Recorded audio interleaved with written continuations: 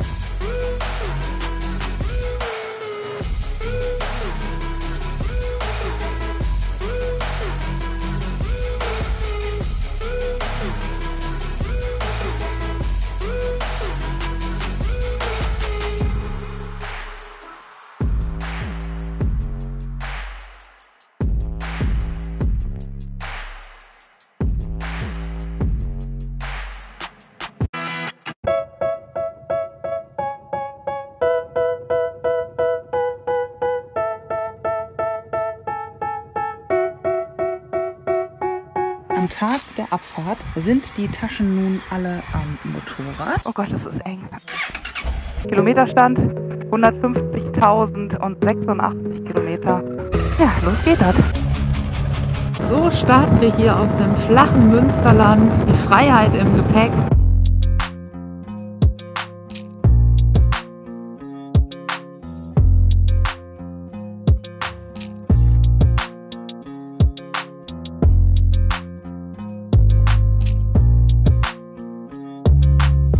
Das waren doch schöne erste Kilometer. Da begrüßt uns eine Ziege. Standing Ovations.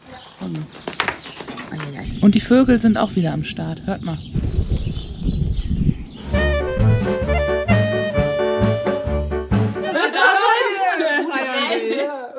Als wir uns das letzte Mal sahen und die Mädels von ihren Reiseplänen für dieses Jahr erzählten, entstand bei mir erst die Idee, dieses Jahr auch loszufahren.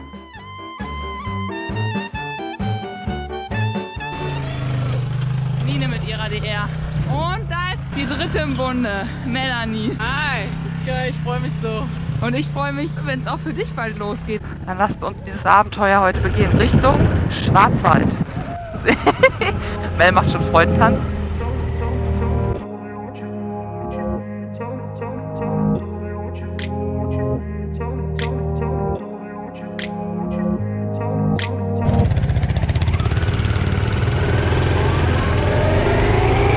Wir waren jetzt hier gerade noch an der Tanke eben Luft für Mel rausholen. Die hatte nämlich einfach nur noch 0,5 Bar auf ihrem Reifen. Aber es ist mal wieder alles gut gegangen.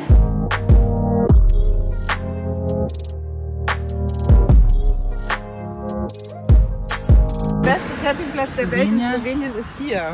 Direkt über unserem gemeinsamen Erlebnis. Verkenne Dolly!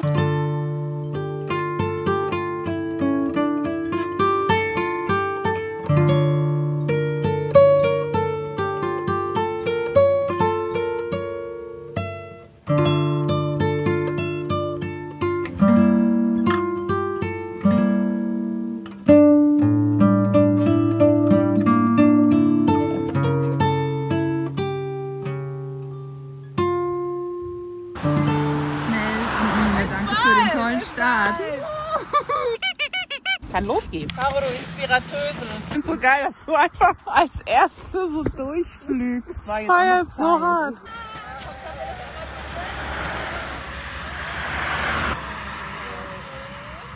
Oh mein Gott, sie fährt.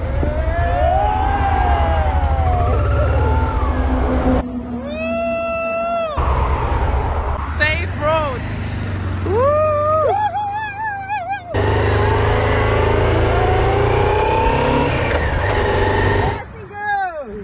Sie ist einfach gefahren.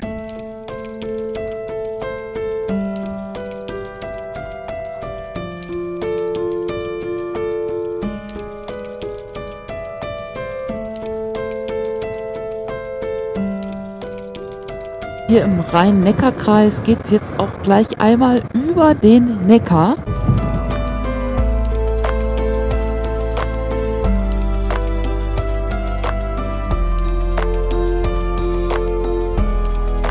Hier am Straßenrand mache ich mal gerade eine kleine Pause.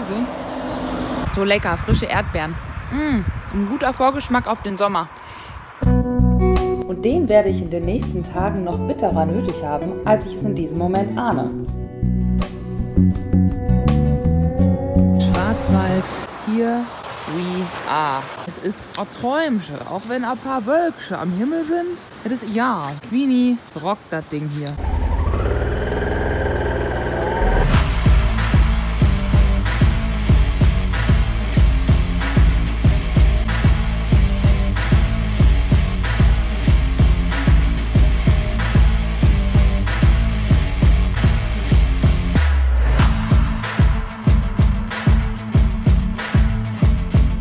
Ich werde heute Nacht schlafen. Hier, mit Blick auf das Motorrad. Prost, Karin. Prost. Auf die ewig jung bleibenden Selbstständigen. Genau. Diese Freiheit, die du dir jetzt so nimmst, ist in meinen Augen der natürliche, gesunde Zustand von wie es sein soll. Dass du einfach auf deinem Motorrad sitzen kannst und sagen kannst, ich gucke mir die Welt an. Ich habe einfach auch mit internationalen Teams zu tun und bin im Leben auch schon ein bisschen rumgekommen. Und du gehst in ein anderes Land und lernst andere Leute kennen und das ist einfach cool. Ja? Das so das am Ende sich verstehe auf einer total menschlichen Ebene. Die Aussicht vom Eselbach. Und die Vögel sind auch wieder dabei.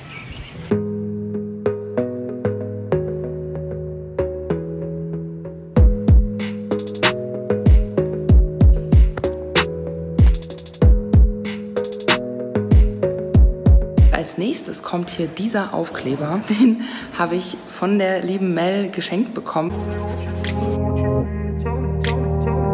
You and I are glorious.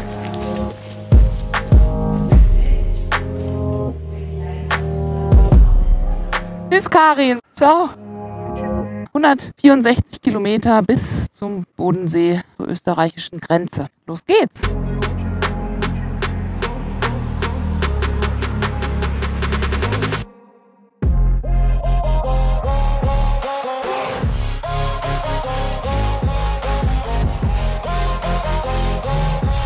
Ach, das ist so schön hierher zu fahren. Es ist so eine Wellness-Gegend.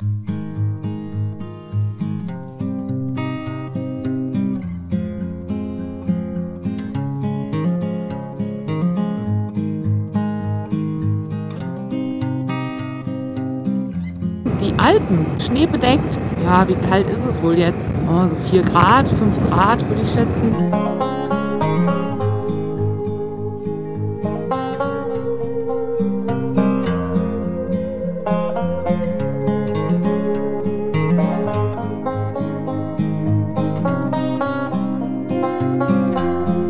Wenn man hier bei Oberkirch, bei Füssen reinfährt, dann hat man, wenn man von oben kommt, hier so einen ganz tollen Seeblick.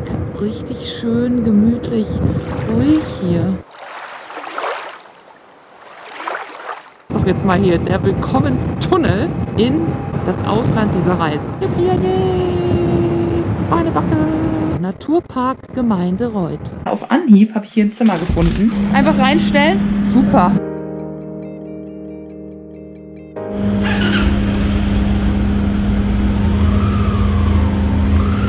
Haben wir wieder ein Glück.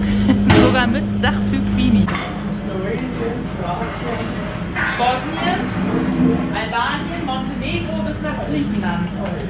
Hier sind die Berge im Schnee und im Nebel versunken. Und da ist eine Burgruine. Jetzt haben die da sogar noch Lichter angemacht auf der Burg. Guckt euch das mal an. Es leuchtet. Und da auch.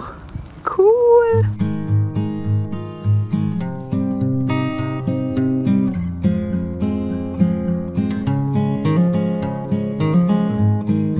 Schneeregen. Am Wochenende in Tirol noch einmal Wintermodus.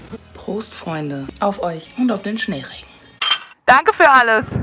Tschüss. It's night. Öl muss ich gucken, was der Ölstand sagt. Ist wichtig. Das habe ich meiner Queenie nämlich versprochen, dass ich da regelmäßig nachschaue. Weil ich bin jetzt definitiv schon mehr als 500 Kilometer gefahren. Oh, das sieht noch super aus. Was ist das denn für ein Gummi? Ist das von mir?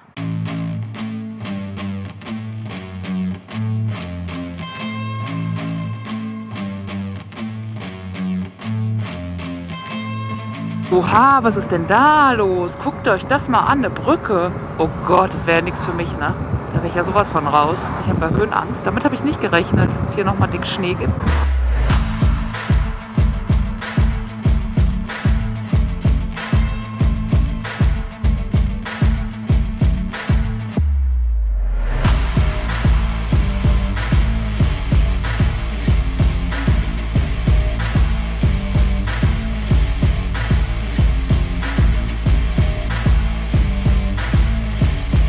Ich bin jetzt hier kurz vorm Seefeld. Vini steht da hinten am Straßenrand und wartet darauf, dass wir jetzt weiter Richtung Wien fahren. Aber bevor es weitergeht, gibt es noch einen Kaffee, Cheers und Nutella-Brötchen.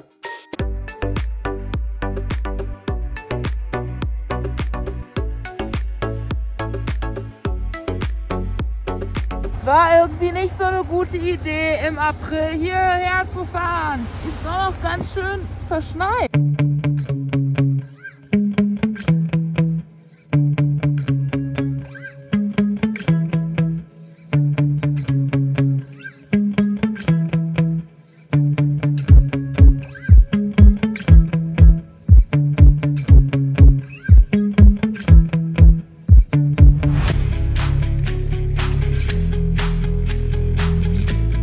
Höchste Zeit, einen Stopp zu machen. Meine Nase ist auch ganz eingefroren.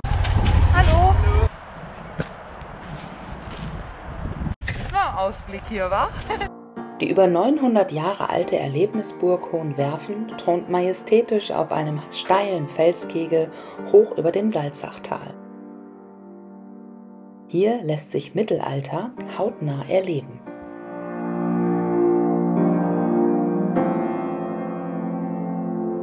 Und der Kaffee schmeckt vorzüglich und das Rührei. Naja, vielleicht liegt es auch an diesem Blick.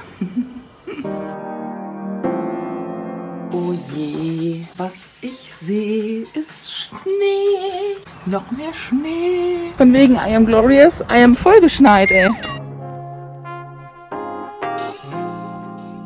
Los geht's!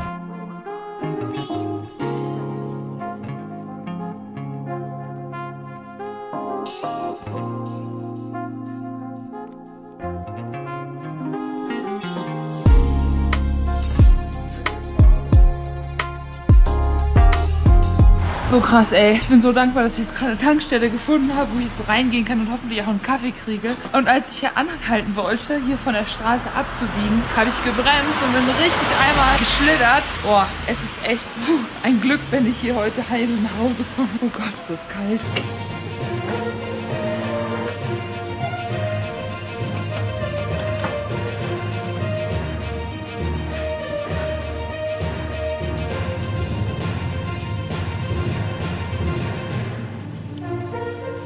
Mut, hat Mut.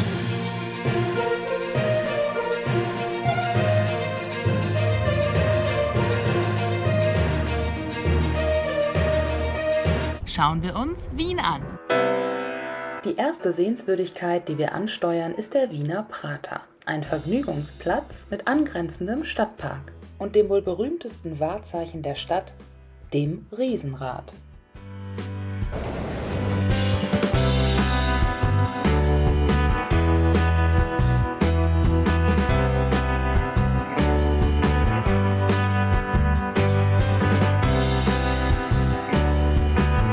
Scheiß auf Motorradfahren. Mach mal das, ey. Ah!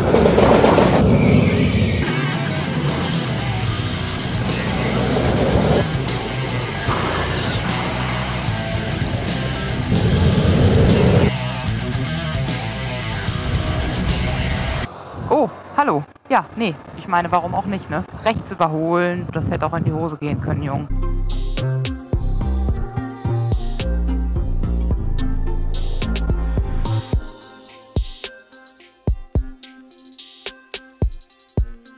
Ich komme gerade von der Motorradtour nach Hause, habe auf dem Rückweg noch getankt mit der Kreditkarte. Dann bin ich nach Hause gefahren, also hier zu meiner Freundin. Und dann kam eine SMS von wegen, ich müsste irgendwie meine Fototannen aktivieren und ich dürfte es nicht verstreichen lassen, dass die Karte irgendwie sonst gesperrt wird. Ja, dann habe ich da meine PIN eingegeben, meinen Namen, meine Handynummer und meine E-Mail-Adresse. Und dann kam mir das irgendwie komisch vor, dass die von mir noch irgend so ein Bild hochgeladen haben wollten. So ein Foto irgendwie mit der Fototan. Und dann habe ich bei der Firma angerufen, von der ich die Kreditkarte habe. Und die sagten mir, dass das ein Fehler war, diese Nummer dort einzugeben, also meine PIN. Dass man das nie macht, diese PIN irgendwo einzugeben, außer wenn man mit dieser Karte bezahlt. Ich benutze diese Karte sonst nie. Also ich nehme sonst halt immer meine Mastercard. Ich habe halt gedacht, so, oh mein Gott, wenn die Karte jetzt gesperrt wird, wäre das blöd. Und deswegen habe ich da halt einfach gemacht, was da gesagt wurde. Naja, auf jeden Fall ist jetzt von der Firma, von der die Karte ist, wo ich jetzt gerade angerufen habe, die haben die Karte jetzt gesperrt. Blöde ist jetzt nur, dass ich eigentlich in 2 Tagen weiterfahren wollte von hier aus nach Slowenien und dass die mir jetzt aber eine neue Karte zuschicken müssen und einen neuen Code und das dauert, bis die Karte da ist, 10 Werktage, bis der Code da ist, nochmal 7 Tage.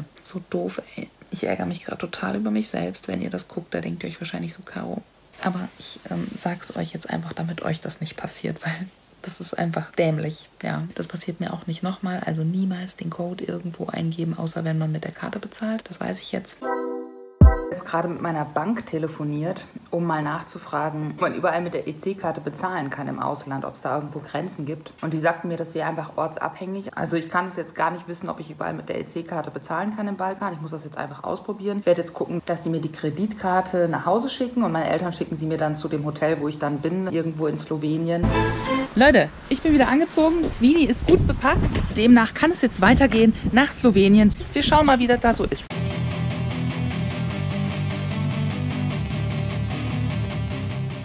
So sagen wir Wien auf Wiedersehen und machen uns auf den Weg Richtung Süden.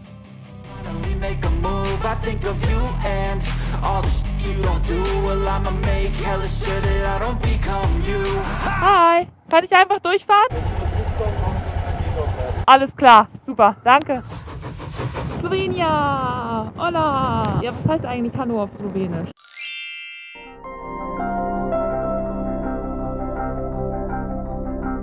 Das erste Hotel für die erste Nacht in Slowenien ist gefunden. Hallo, hallo. Hi. Kommst du? Deutschland. Ja, oh mein Gott, so weit. Die besten Motorräder der Afrika Twin. Ja. Varadero habe ich auch gehabt, Neige. Bin ich zufrieden gewesen, aber nicht so wie mit Afrika Twin. Der ist so schön gegangen, besser als Varadero. Aber alleine zum Fahren ist er langweilig, nicht? Nein, ist toll. Ich kann immer mit der Kamera reden. Wie lange bist du schon Motorradfahrerin? Ende 2017 habe ich meinen Führerschein Oh gemacht. mein Gott. Noch nicht so lange. Jo. Aber besser spät als nie. So bist du auch jung.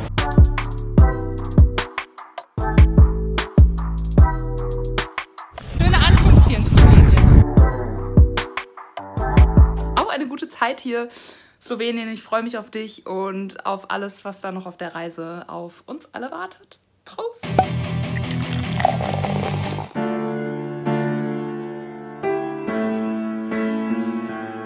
Oh Leute, Gangster for Life hier. Ob hier wohl viele Gangster sind? Ich weiß es nicht. Ich weiß nur, dass der Gehweg hier überhaupt nicht gangsterhaft aussieht. Vollkommen herzlich. Murska Sobota ist eine junge Stadt im Nordosten Sloweniens mit reichem historischen Wert. Das Stadtzentrum bietet sich an für einen gemütlichen Bummel ohne Rummel. Sicher auch für eine Hummel. Rummel, Bummel.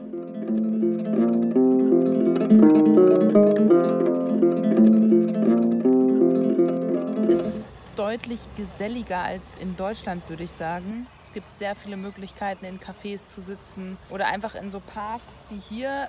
Da ist auch wirklich oft die Bank besetzt. Gerade war dann ein älteres Ehepaar, die dann Händchen haltend da saßen und einfach nur die Sonne genossen haben.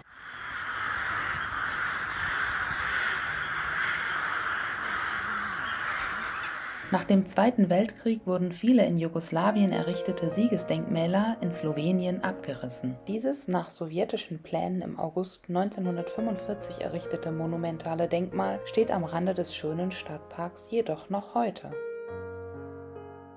Die riesige, aus Marmor gebaute Form eines Grabes wird von bewaffneten Skulpturen geschützt. Einem sowjetischen Soldaten und einem jugoslawischen Partisanen.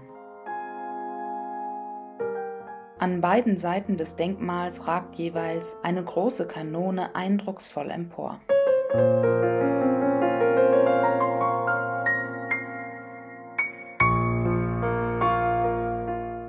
Diese Kultstätte bewahrt die Erinnerungen an die Opfer des Krieges. Solche Mahnmale finden sich auch innerhalb der Innenstadt in Form von gemalten Bildern, womit der Friede mehr ins Bewusstsein rückt. Ey, du musst dich hier einfach nur an den Deich setzen, ne? Oder das ist kein Deich, das ist so ein ausgetrockneter Bach, glaube ich, oder so ein Stadtgraben oder so. Du musst dich einfach nur hier hinsitzen auf die Bank, es passiert genug. Omas, die ihren Hund verloren haben, Motorräder, die hier durch den Graben fahren. Geil, Slowenen hier. Und Sie haben Ihren Hund verloren? Ja, aus dem Garten. Ah, aus dem Garten entwischt. Weggelaufen. Fliegt hier gerade irgendwo rum.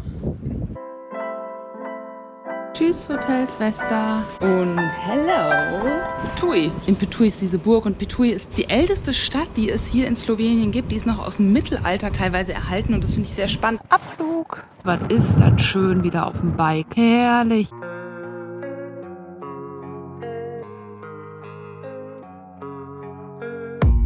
I don't really know what comes next. I'm just doing my best, even though I'm so stressed out. Du fährst so ein paar Meter aus Mostar Sobota raus und auf einmal bist du in einer völlig anderen Welt. Das ist ja wunderschön hier, ganz grün, diese ganzen Weinreben. Oh mein Gott, ist das schön hier. Damit habe ich nicht gerechnet, echt nicht, Leute. Ich dachte, es geht so platt weiter. Und erst in Puig. Oh Mann, jetzt habe ich wieder den Namen vergessen. Mist.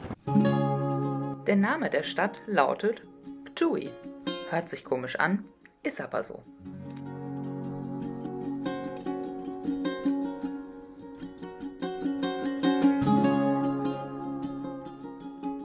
Pituj liegt auf 232 Metern und ist eingebettet in Weinberge und die Drau. Sie ist die älteste, bekannteste Stadt Sloweniens und liegt nur etwa 20 Kilometer von der nächstgrößeren Stadt Maribor entfernt, in der historischen Landschaft Spodnja Stejelska, zu Deutsch Untersteiermark.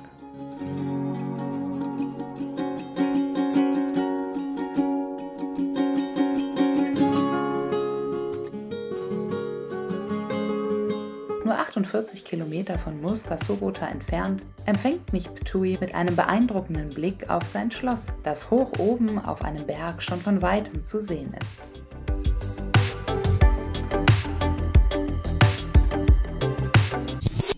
Gladbach, Bergisch Gladbach.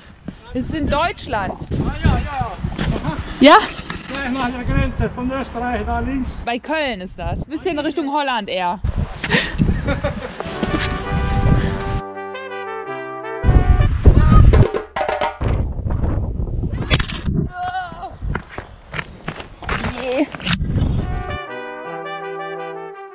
Ja, so ein Fotostopp ist immer gut für einen kleinen Plausch oder andere Überraschungen.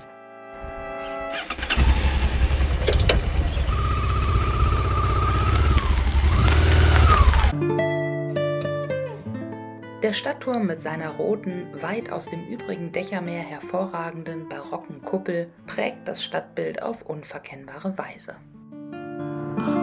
Das ist ja toll hier. Dass man hier vor allem auch herfahren kann, finde ich schön. Bewohnt seit der späten Steinzeit hat sich Pituj aus einer römischen Militärfestung entwickelt. Zu Zeiten der Römer war die Stadt sehr wichtig und zählte damals knapp 50.000 Einwohner. Heutzutage wohnen lediglich um die 23.000 Menschen in ihr. Das Pohorje-Gebirge ist das Zuhause einer artenreichen Tierwelt. Hier leben neben dem größten Schmetterling Europas über 700 verschiedene Schmetterlingsarten. Ursprünglich hier heimische Tiere wie Luchs, Wolf und Braunbär sind verschwunden. Nur gelegentlich wechseln Braunbären aus den Karawanken in dieses Gebiet. Sorry, ich habe mich verfahren, Junge. Sorry, Hund. Hoffentlich bist du nett zu mir. Hey, hey, alles gut? Wen man auf der Kamera leider nicht sieht, ist der Schäferhund, der hier gerade an meiner linken Seite an mir herumschnüffelt. 2 Hunde. Oh. Hi, bitte mich nicht beißen. Dankeschön. Ui.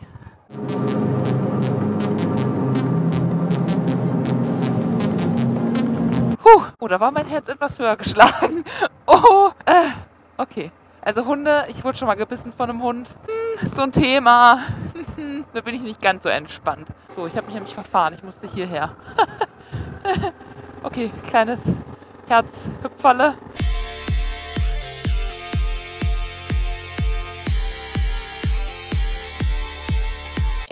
wie hoch das ist.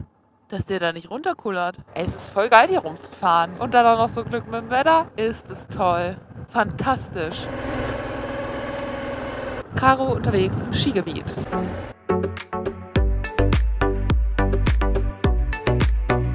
Oh, Haare im Auge. Ah, zieht.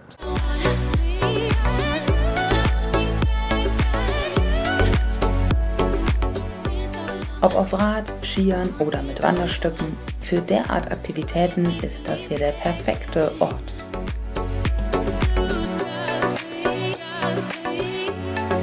Hammer! Gönnt euch diesen Ausblick hier. Dafür lohnt es sich so derbe solche kleinen Wege hier zu fahren. Oh mein Gott, das ist ein Märchen hier gerade. Ein Biker-Märchen. Da liegt sogar noch Schnee. Was ist das bitte hier? Oh mein Gott. Ich bin fassungslos glücklich gerade.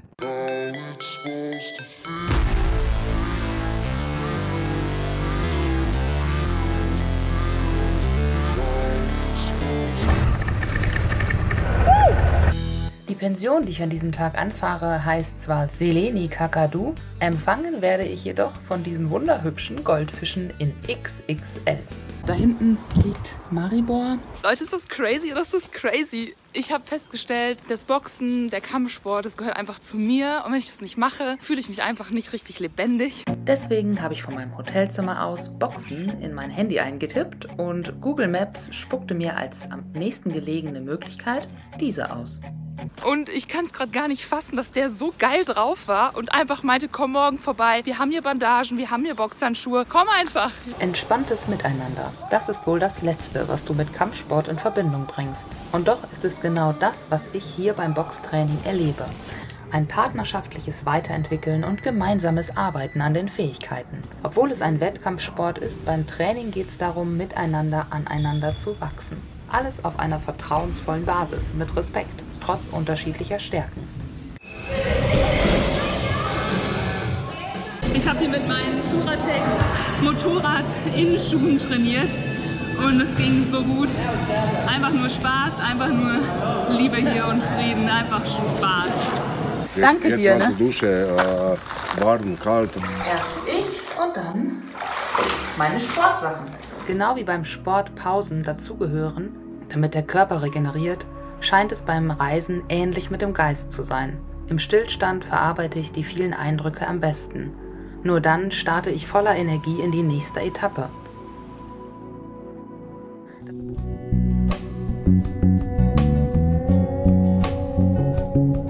Slowenisch-Sprachkurs am Morgen.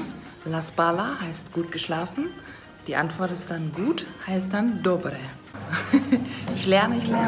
Maribor ist Europas Kulturhauptstadt 2012, historische Universitätsstadt und mit fast 113.000 Einwohnern die zweitgrößte Stadt Sloweniens. Und weiter geht es jetzt zum Haus der alten Rebe. Denn hier in Maribor befindet sich die älteste Weinrebe der Welt. Unweit der Stari Most liegt das Haus, was einst Teil der Stadtmauern war. An ihm wächst seit über 400 Jahren die Stara Trta, die älteste edle Weinrebe der Welt.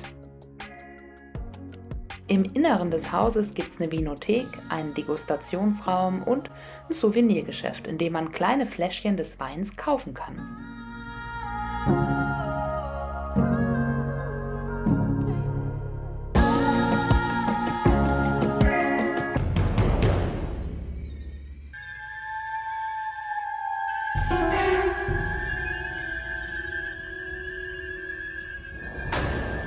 Sieht so aus, als wenn schon länger niemand mehr drin wohnt. Was ihr hier gerade seht, ist das Schloss Betnava.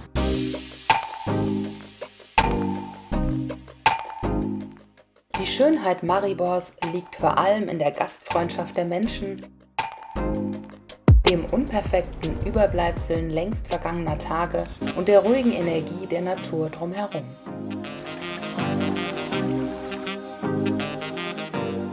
Wenn du hinfährst, wirst du sicher feststellen, Da ist noch viel mehr. so unterschiedlich wie wir Menschen sind, so verschieden sind unsere Betrachtungsweisen für ein und dieselbe Sache. Die Schönheit eines Ortes lässt sich zwar in Reiseführern erahnen, doch Das darf doch jeder für sich entdecken, oder? denn die wahre Magie eines Ortes lässt sich nun mal nur mit den eigenen Sinnen herausfinden. Heute Richtung Logatal. Ich bin super gespannt. Ich gebe Logatal als Ziel ins Navi ein und Google Maps lotst mich parallel zur österreichischen Grenze, wo uns dann die Sicht auf die 2500er der Kamnik-Savinja Alpen vergönnt ist. Los geht's!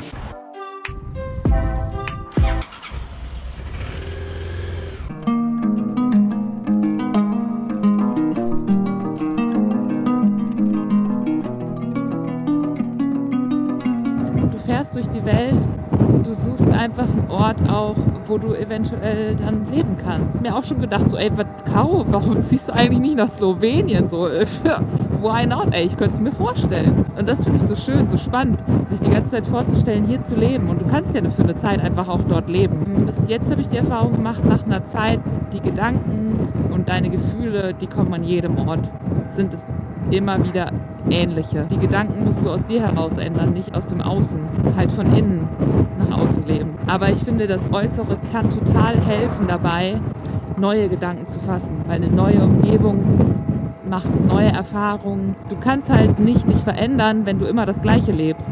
Wie willst du was Neues werden, wenn du immer nur das Alte wiederholst? Das geht natürlich nicht. Es ist halt einfach sauspannend, diese Reise. Da passiert im Inneren mindestens genauso viel wie im Außen, wenn nicht sogar mehr.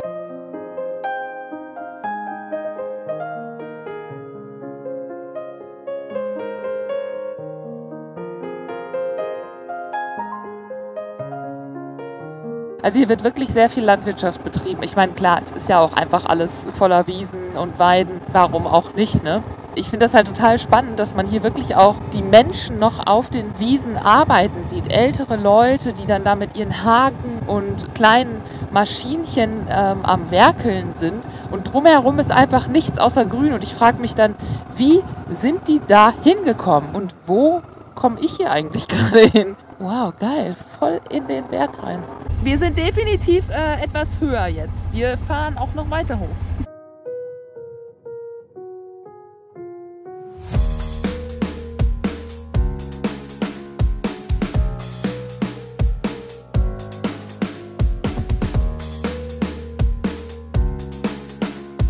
Ich lasse Koroška, zu Deutsch Kärnten, hinter mir und fahre in die San-Gegend, wo die Savinja der namensgebende Fluss ist.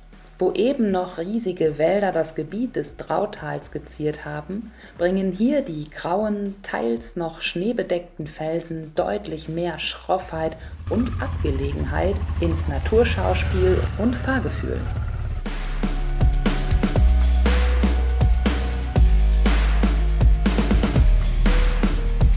Zieht euch das mal rein, Leute. Ey, geilste Strecke hier.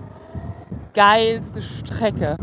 Mega. Schön schottrig. Gerade fuhr schon ein Motorradfahrer mit seiner Freundin hinten drauf und meinte zu mir nur, geiles Moped. Ich so, yo, Digga, finde ich auch.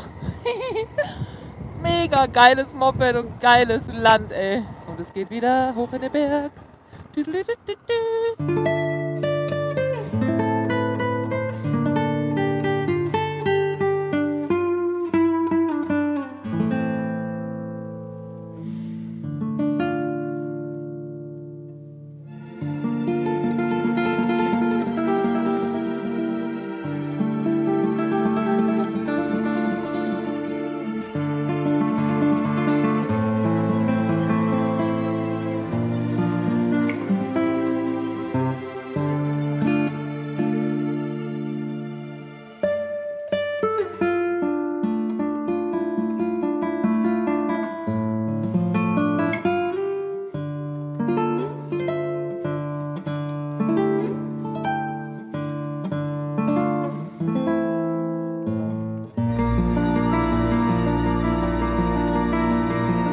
Logarska Dolina, Luce geht's da.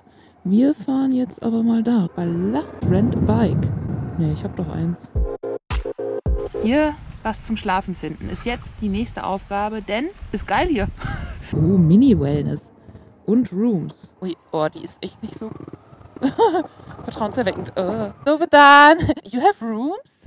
Yes? 2 days, okay. I'm searching for something where I can stay for a longer time. Well, thank you. Bye.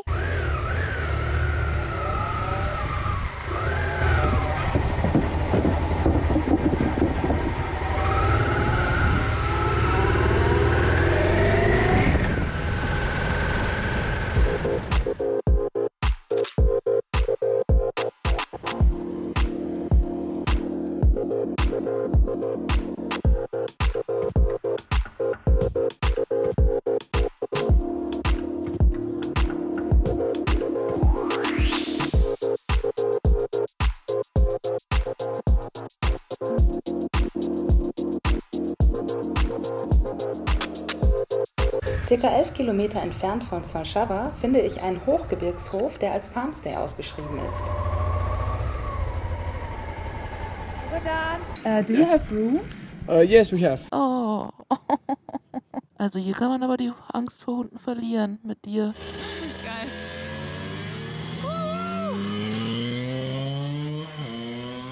Ich bin so glücklich, dass ich jetzt hier bin. Und dann bekomme ich von der Hausherrin erstmal eine Einführung, wo ich hier überhaupt gelandet bin. This is a local rally, yeah, you must go back, down, yeah, 6 kilometers, you must pay ticket. Top! Wir haben hier ein sehr kuschelbedürftiges Kätzchen. Ich glaube, Queenie wird schon eifersüchtig. Queenie, die schmust auch mit dir. Gefährliche Hunde gibt es hier.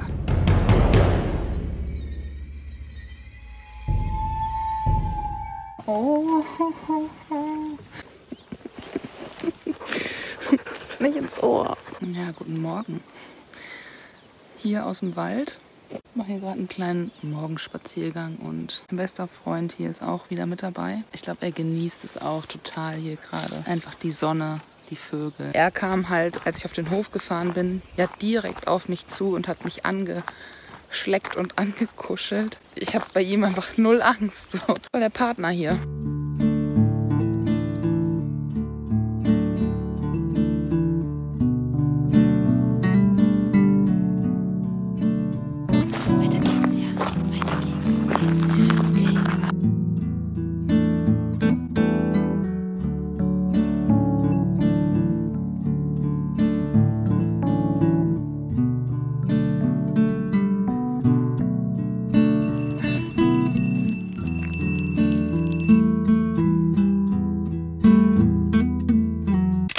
Das ist übrigens der am häufigsten fotografierte Bauernhof Sloweniens, weil deren Dächer mit Lärchenbrettern hier aus den Wäldern von Solchava sind. Leute, ich bin gerade live dabei, wie hier ein Bienenvolk in ein Haus einzieht und das ist so spannend hier zuzugucken. Was ist das? Ich weiß nicht, was das bedeutet. Na zdravia. Eine gute Saison. Nicht nur zum Anstoßen mit selbstgebranntem werde ich hier eingeladen. Ich habe die Suppe noch gar nicht ganz leer gelöffelt. Da kommt er schon und bringt mir hier noch Kartoffeln aus eigenem Anbau. Wir produzieren hier alle Essen ganz ohne Chemie. Da würde ich sagen, guten Appetit. Schnell wird mir klar, Slowenien ist nicht groß, aber Auf dem kleinen Raum ist ganz viel Schönes. Letzte Woche, Alice hat einen Bär geschossen. Was? Ein Bär? Ein Bär. Sonja, das Mädchen für alles in diesem Haushalt, sorgt nicht nur dafür, dass meine Wäsche wieder gut riecht, sie führt mich auch zu einer geheimen Höhle, die hier unter anderem das Zuhause von Bären sein kann.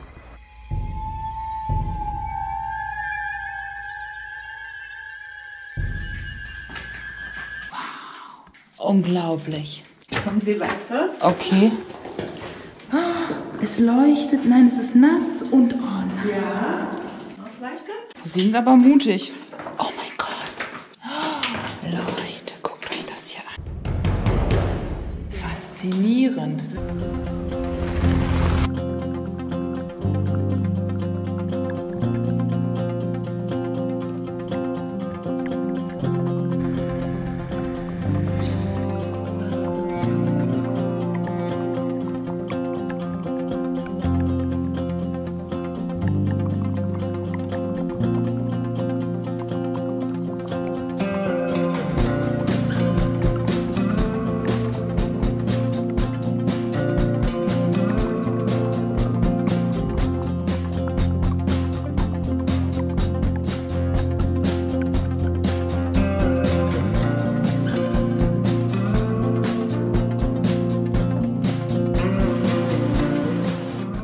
So spült mich die Straße an einen Ort, der mich mit seiner Schönheit fasziniert. Paradies!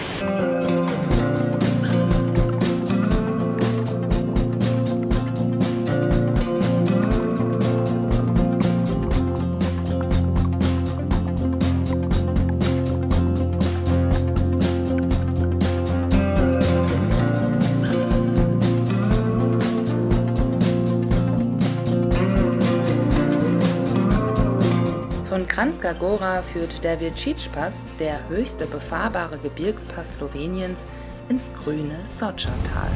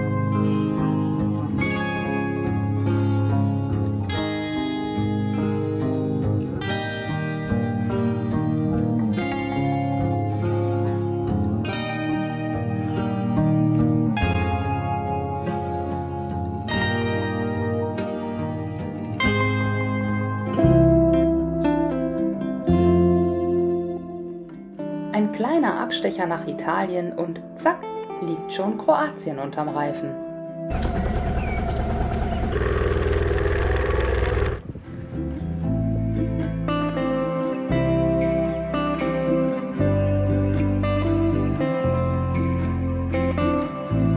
So frech, diese kleinen Eidechsen.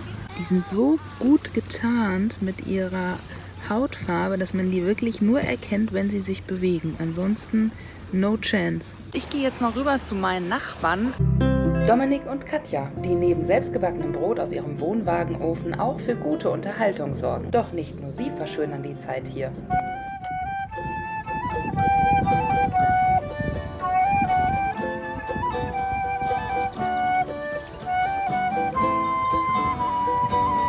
Eine Band aus heimischen Gefilden verbringt hier einen musikalischen Urlaub. Ganz zur Freude meiner Ohren.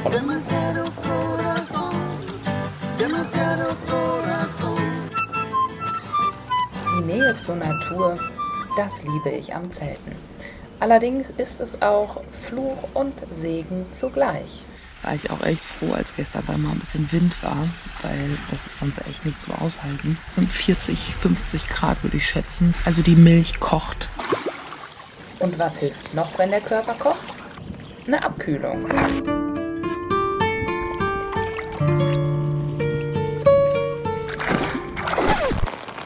Wenn das Wasser allerdings aus den Wolken kommt und dazu noch ein paar Blitze und Donner, dann hört der Spaß auf.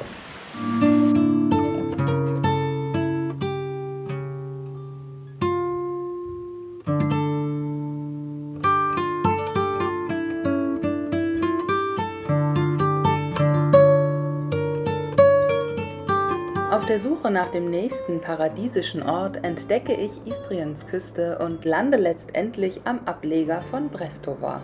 Ganz spontan rollen wir jetzt zur Fähre.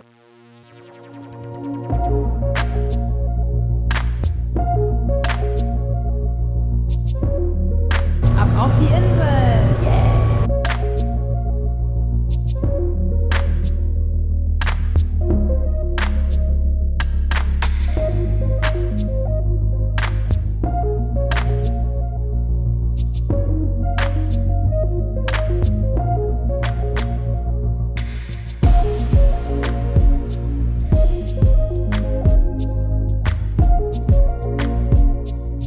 Haifisch, Thunfisch, gegrillte Gamberi, Kalamari, gegrillte und diese Barsche.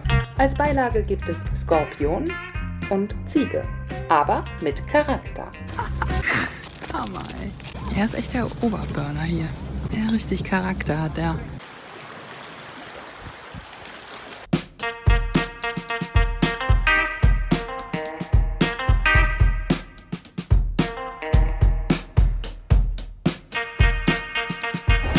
Wir haben hier nochmal Gesellschaft für Queenie und zwar die Afrika Twin in einer neueren Generation. Ihr seid auch unterwegs jetzt grob Richtung Griechenland, ne? Und, genau. Wir freuen uns einfach nur auf das Abenteuer, die Erlebnisse, die Geschichten, die wir im Nachgang erzählen können und natürlich das Fahren. Sehr cool, so trifft man die Leute halt auch mal im Real Life. Das ist ja das, was es auch ausmacht, das Reisen, das Ganze wirklich hautnah zu erleben. Und wir schippern jetzt hier rüber nach Krk.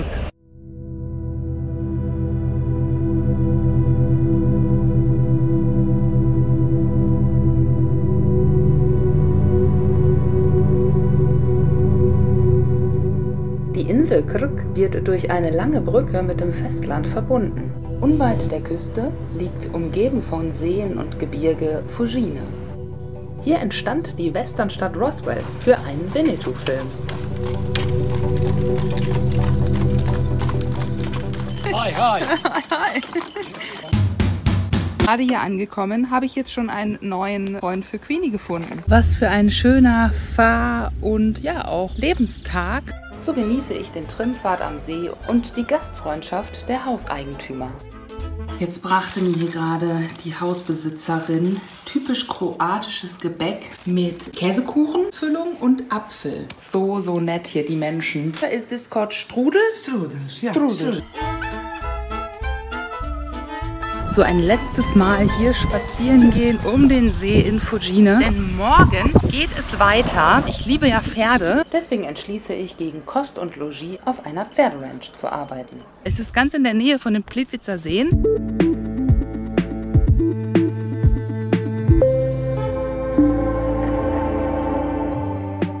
Eines ist sicher. So eine Reise ist auch nicht immer Sonnenschein.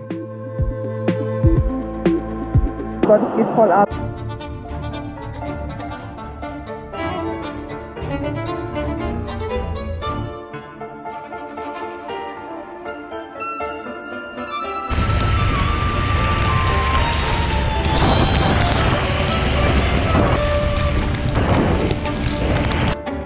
Queenie hat mal wieder einen guten Platz gefunden, wo auch wieder Katzen mit ihr schmusen. Auf der Pferderanch von Dudo gibt es viele Tiere und dementsprechend auch viel zu tun. So, ich tausche nun meine Adiletten gegen Gummistiefel und meine Motorradhandschuhe gegen Gartenhandschuhe. So, wir flicken jetzt hier gerade einen Zaun. Einmal lassen.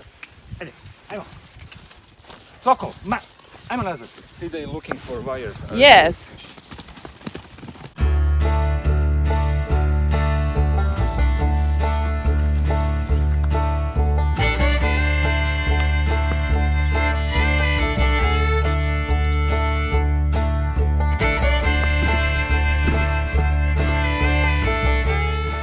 Körperliche Arbeit, Sport gucken, Besorgung machen. Während meines Aufenthalts auf der Ranch tauche ich tief in das Leben der Menschen hier ein. Und wir haben uns heute Morgen schon darüber unterhalten, dass ja hier so im Balkangebiet, in Kroatien besonders, die Leute einfach ein bisschen geselliger sind. Die sind sehr viel hier mit ihrer Familie, sind sehr offen auch Fremden gegenüber. Das ist, glaube ich, in Deutschland ein bisschen anders. Da sind die Leute ein bisschen zurückgezogener und mehr für sich. Ja, das ist hier wirklich sehr stark spürbar, dass da die Türen insgesamt ein bisschen weiter geöffnet sind. Während ich jetzt hier gerade noch Schokolade angeboten bekommen habe, macht sie jetzt für den Apfelkuchen die Äpfel schon mal hier ready. Das war ein sehr leckerer Ustipsi. So geht es gefüllt mit Essen und Eindrücken weiter. Okay, bye.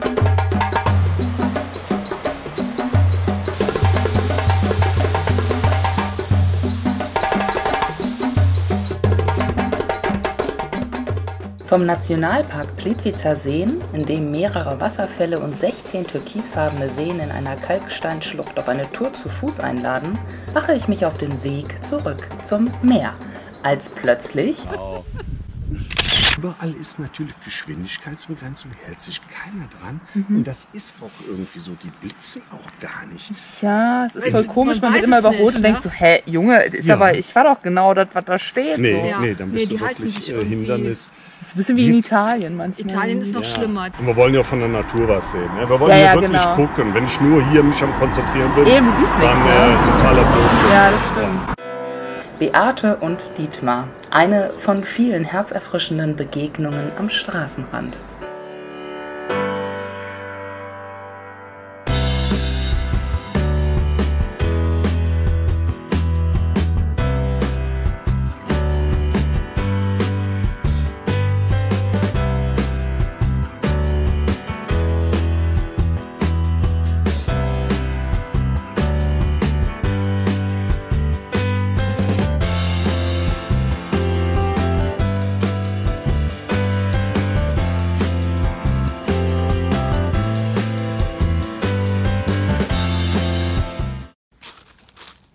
So kann ein Tag beginnen, oder?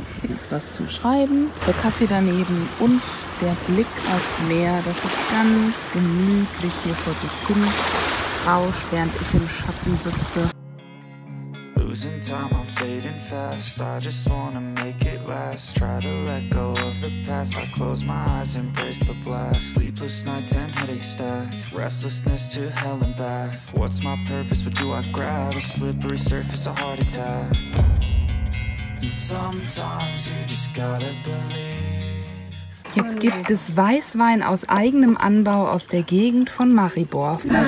Sehr schön, dass wir jetzt hier zusammen sind. Ja, wirklich unerwartet. Solche Sachen gefallen mir, wenn man sich trifft, unverhofft. Genau. Irgendwo. Die beiden sind so fit, das ist echt schön. Die machen hier jeden Morgen ihre Morgengymnastik zusammen. Es gibt einfach keinen schöneren Platz dafür, sagen sie auch.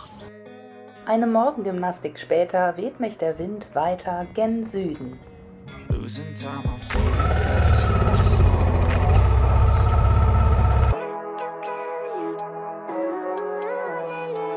Und hier in Zadar am Hafen gibt es eine Meeresorgel. Da werden quasi durch den Wind Töne erzeugt. Und wenn ihr mal genau hinhört, dann ja, spielt hier gerade wirklich ein Lied.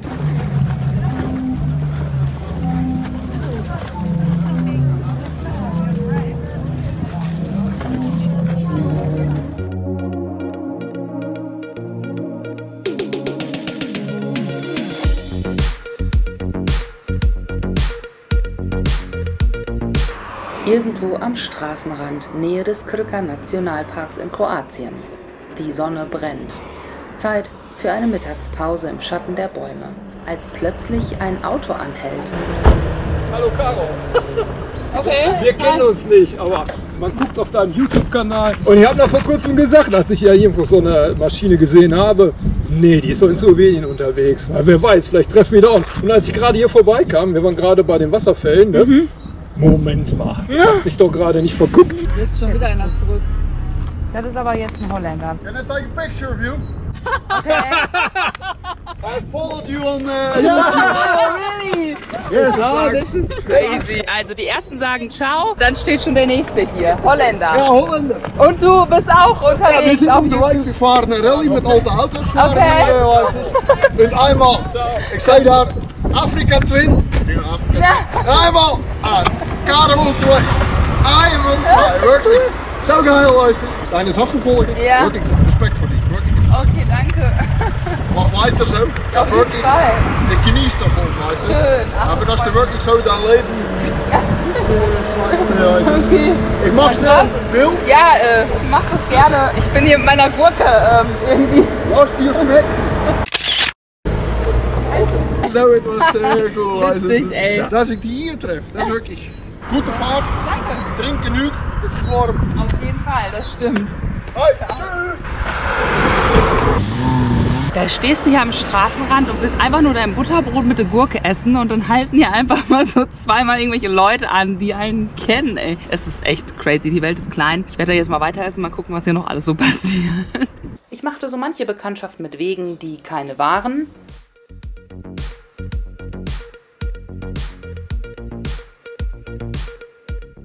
Fuhr fast in einen LKW.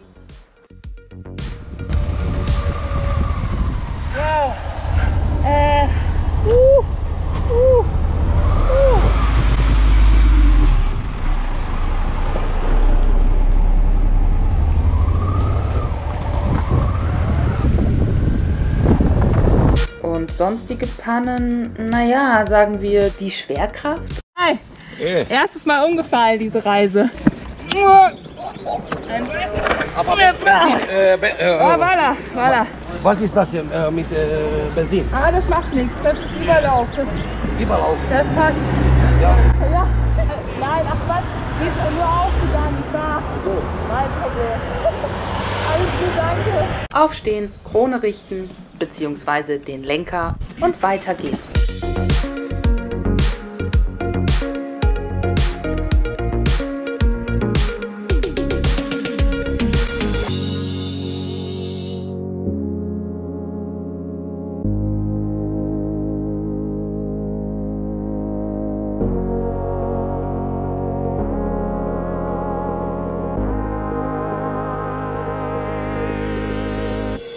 Sind mehr Holländer unterwegs als alles andere. Diese Karren, ey, Hammer. Irgendwie so Rallye-mäßig ist das was. Die kriegen jeden Tag eine neue Strecke, sagte der Jerome. Wenn die Karren zu krass umgebaut sind, dann meinte er, es ist ein bisschen blöd, weil dann holen die Bullen einen immer aus dem Verkehr. Mich hat die Polizei in Bosnien zum ersten Mal rausgefischt. Als ich im Genuss der Natur nichts Böses ahnt, die Strecke filme, winkt ein Herr im Hemd mich an den Straßenrand.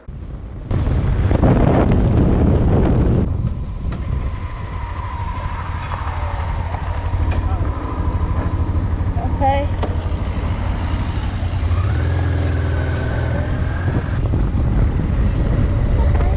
Ich glaube, meine Kameras, die bewahren mich doch so manches Mal davor, dass mir vielleicht irgendwas Blödes passiert. Ich weiß nicht, aber als sie gesehen haben, dass ich eine Kamera hatte, dann haben sie mich auch einfach fahren lassen. Ich weiß es nicht. Nochmal zurück nach Kroatien, wo ich der Adria Lebewohl sage und in Richtung der bosnischen Grenze fahre.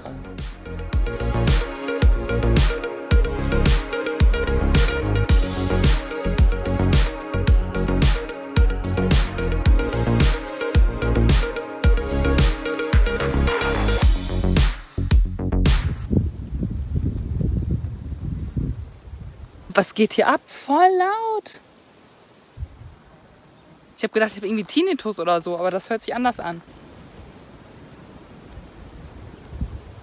Hammer! Damit habe ich nicht gerechnet.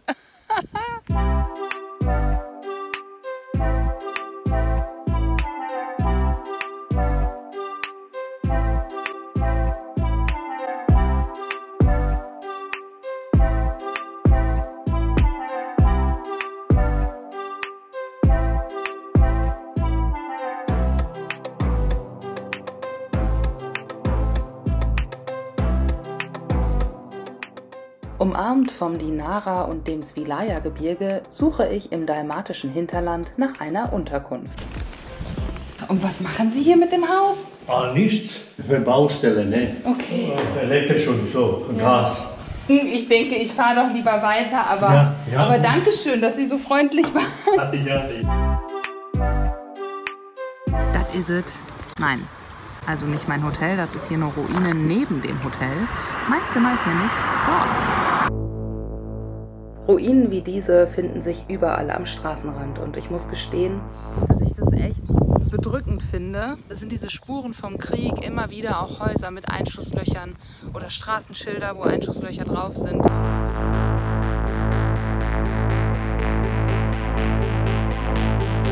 Teilweise sieht man richtig die Einschläge von Bomben in Dächern noch. Kroatien geht mir nah und dennoch will ich den Balkan weiter erkunden.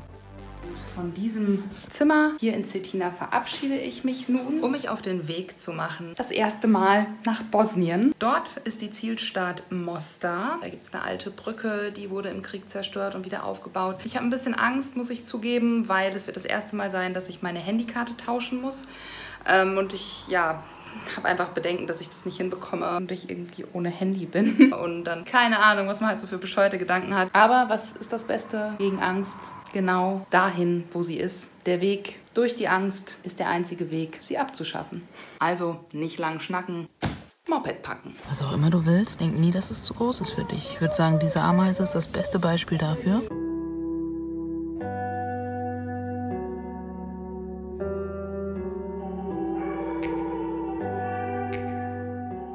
Der Stausee am Fluss Cetina, präromanische Bauwerke sowie mehrere Quellen, die auch das Blaue Auge genannt werden, sind hier sehenswerte Punkte. Way back before we blew it all. Take me back to a place where I felt at home. Take me back to a day when we weren't alone. Take me back to an age when the world felt small. Way back before we blew it all.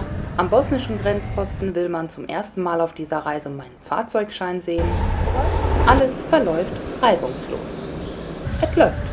Bis... Card for my handy. You don't know? Hier soll angeblich eine Handykarte zu finden sein. Deutsche Handykarte raus, bosnische Handykarte rein. Okay, and now it don't work. Aktiviert. Ja, aktiviert. Wie? Wie? Wi-Fi. No English, no Deutsch, ja. Der Laden, in dem ich die Karte gekauft habe, füllt sich so langsam mit Menschen, die mir helfen wollen. English? I have a card now, a handy card, but the internet doesn't work. What do I have to do? Connect the network. Yes, but how?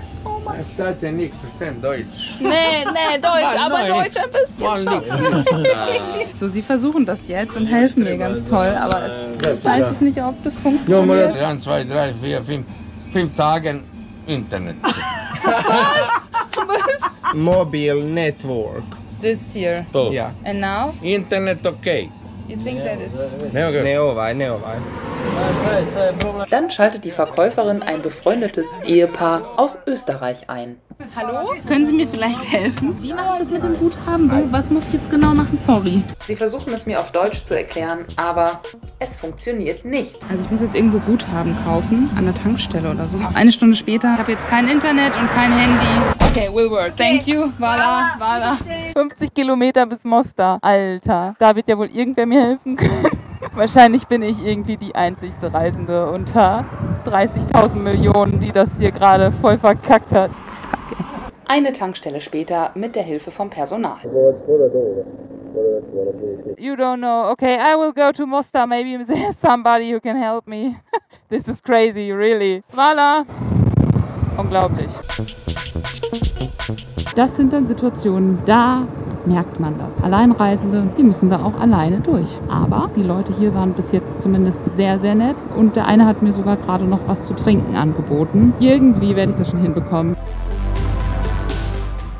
Kroaten rieten mir, in Bosnien vorsichtig zu sein, da es dort gefährlich sein könne, vor allem für eine Frau. Ich solle dort besser nicht sagen, dass ich alleine unterwegs sei. Klar hat mich das etwas angespannter durch dieses Land fahren lassen.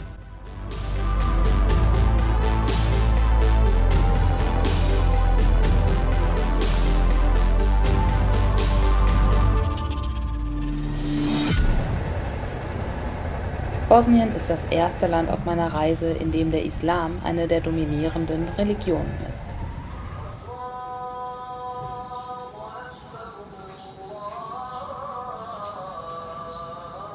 Mostar ist die größte Stadt der Herzegowina, dem südlichen Teil des Landes.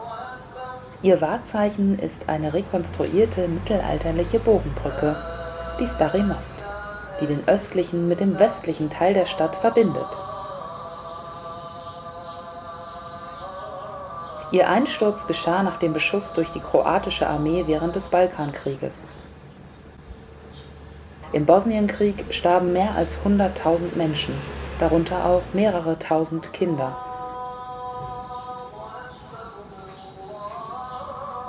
Die Kämpfe zwischen muslimischen Bosniaken, orthodoxen Serben und katholischen Kroaten begannen 1992 und gingen über 3 Jahre.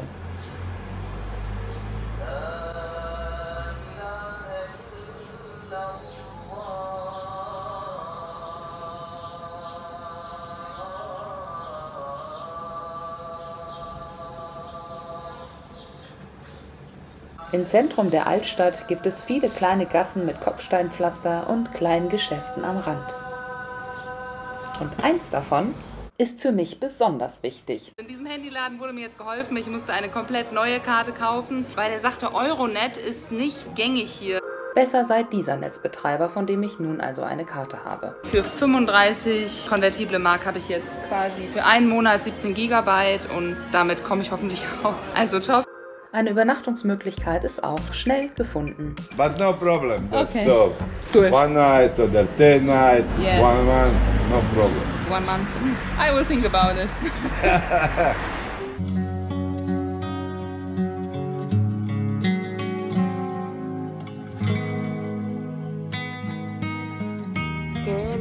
Oil, Masirpo, Wein. Ah, ja, okay. Voilà. Riesengroße Tomaten und Schuhe. So beeindruckend, bunt und vielfältig der Markt und die Innenstadt von Mostar auch waren.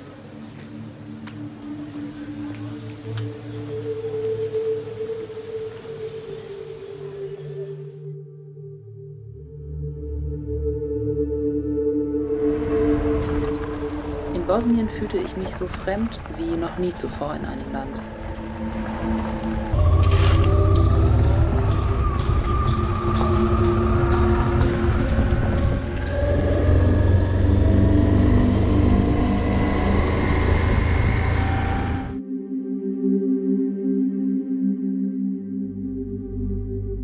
Und so verließ ich Mostar bereits nach wenigen Tagen wieder, in der Hoffnung, mein Wohlbefinden in diesem Land vielleicht an einer anderen Stelle doch noch zu finden.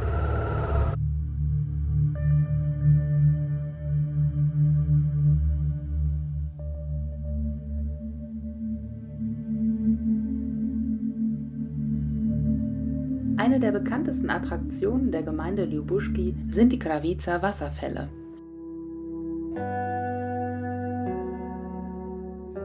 Der Fluss stürzt hier über einen 120 Meter breiten Hang in die Tiefe des Naturschutzgebiets. Früher wurden die Kravice von Müllern zum Antrieb ihrer Wassermühlen genutzt, während sich heutzutage vor allem Badegäste an den Wasserfällen erfrischen, Kaffeepause. Oder Motorradreisende diesen Ort als Frühstücksplatz auserwählen.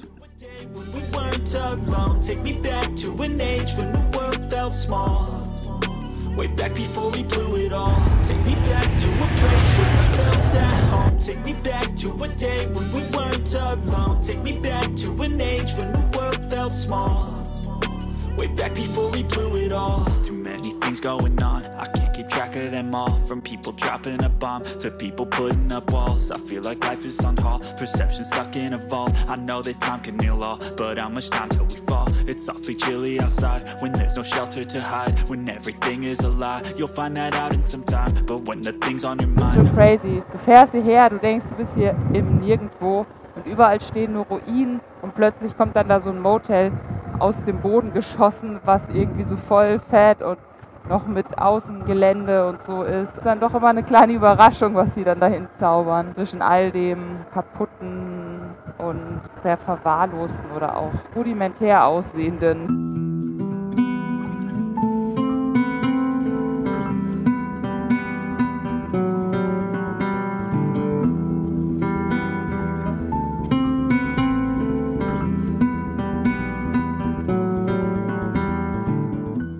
Ohne einen konkreten Routenplan landete ich anschließend am einzigen Küstenort des Landes, direkt an der Adria in Neum.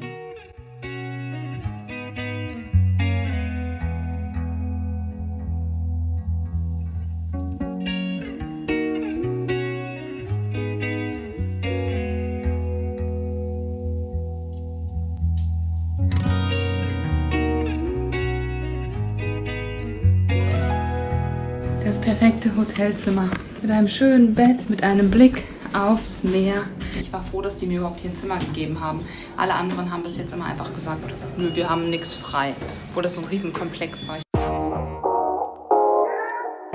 Es ist ja auf jeden Fall ein Ort, wo ich mal kurz auf Reset drücken kann, denn ich muss gestehen, nach den ersten 3 Monaten Reisen ist es bei mir echt so, dass ich gerade das Gefühl habe, total reizüberflutet zu sein und alles Neue ist irgendwie too much. Es wäre doch zu schade, wenn ich wegen Überfrachtung von Vergangenem das Neue nicht mehr wertschätzen kann. Dafür ist das hier einfach viel zu kostbar, diese Reise.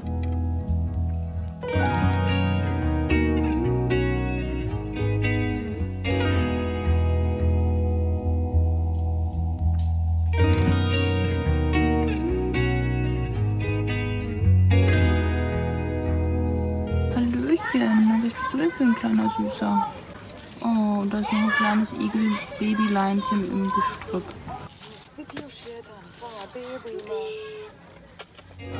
Was ihr übrigens auf gar keinen Fall verpassen dürft, wenn ihr in Bosnien seid, ist so eine Bäckerei. Das bosnische Gebäck ist einfach der Hammer. Das ist hier so Käse mit Ketchup und so einem krassen Teig, der ist so fluffig. Pizza, etwas Süßes mit Schoko drin und hier so eine Rolle aus Blätterteig mit Hackfleisch innen drin. Das werde ich jetzt mal hier probieren. Für Essen habe ich übrigens auf der gesamten Reise im Schnitt pro Tag 10 € ausgegeben. Obst und Gemüse sind in diesen Regionen so günstig, dass es ein leichtes ist, hier für wenig Geld richtig satt zu werden. Die 2 Wochen in Neuem halfen mir, mich an die Andersartigkeit dieses Landes zu gewöhnen. Und hier in diesem Hotel in Bosnien hatte Queenie auch das erste Mal eine richtig abgeschlossene Garage direkt neben der Wäsche. Tada! Bye! Bye, bye.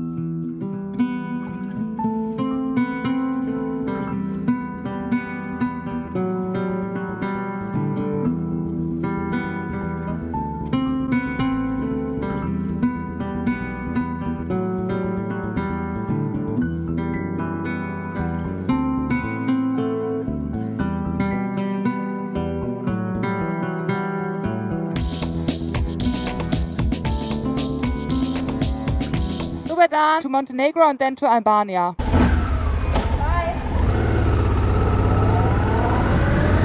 Woohoo! Montenegro geschafft! Yay, wie geil ist das denn?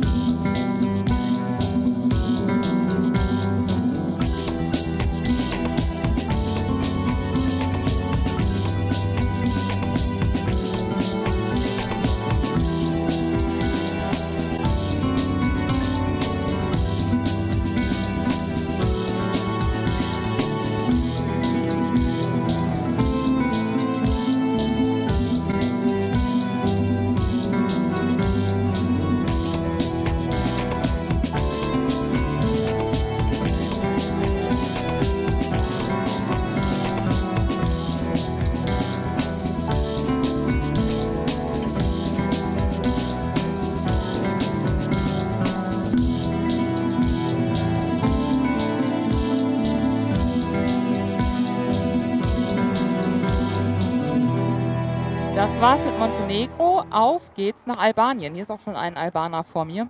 Uiuiui, jetzt darf ich aber erst noch ein bisschen in der Sonne brutzeln. Oh Gott. In der absoluten Mittagshitze. Das fühlt sich an wie 40 Grad plus. Eine Warteschlange und viele Liter Schweiß später hießen mich die albanischen Ziegen in ihrem Land willkommen.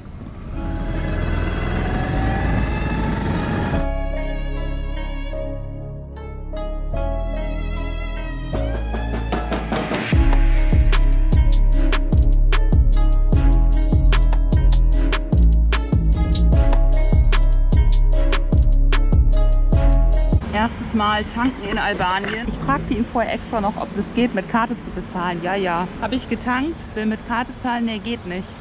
Konnte zum Glück jetzt in Euro bezahlen. Der hat mir das dann in albanischer Währung wiedergegeben. Immerhin. Jetzt hätten sie mich hier gleich festgenommen, weil ich hier Tankbetrug begangen habe.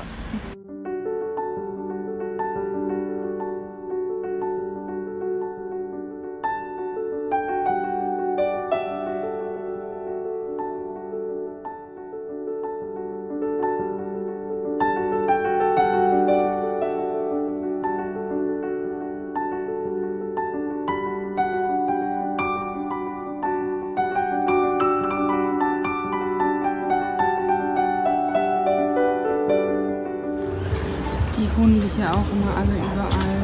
Oh Mann, ganz viele auf der Straße.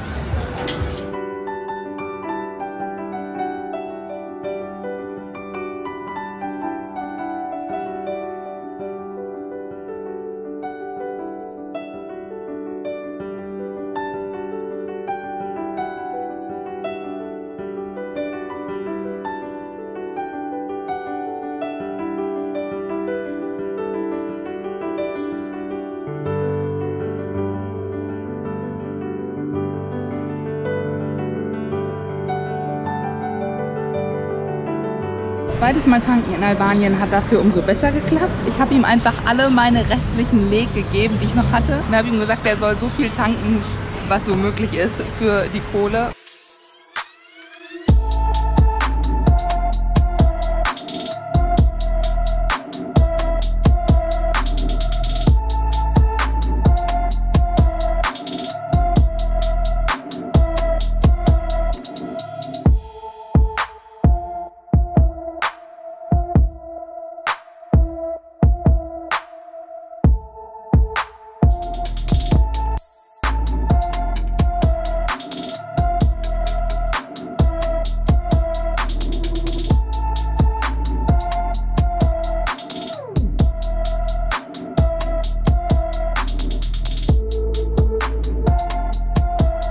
Fein hier, wa?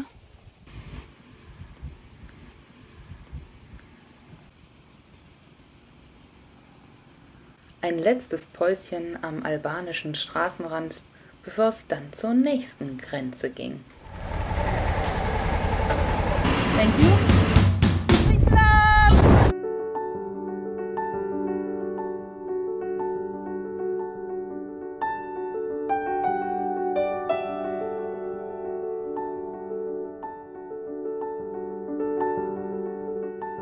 In Griechenland bekam ich dann einen Anruf von meiner Familie, dass mein Opa plötzlich ins Krankenhaus gekommen ist. Und dann haben sie halt festgestellt, dass er Leukämie hat. Dann ging das alles irgendwie von Tag zu Tag, wurde immer schlimmer. Und ich habe dann in Griechenland gemerkt, so jetzt ist Zeit, sich auf den Heimweg zu machen. Ansonsten siehst du halt deinen Opa nicht mehr.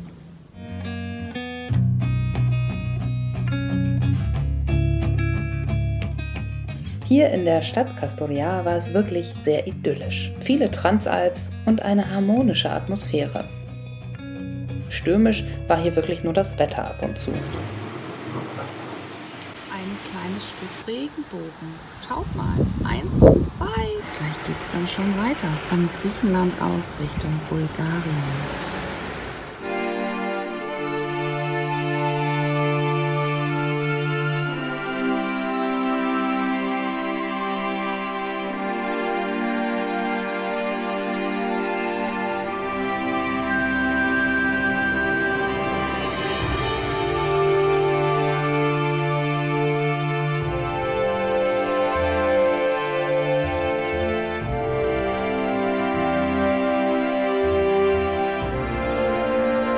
Dieser Morgen hat einen ganz besonderen Zauber. Ich sitze jetzt auch schon seit vor 8 Uhr auf dem Motorrad und dann ist einfach das Licht nochmal ein ganz anderes. Alles so ruhig, alles schläft noch. Viele Hunde am Straßenrand, die auch noch schlafen. Schöner Start.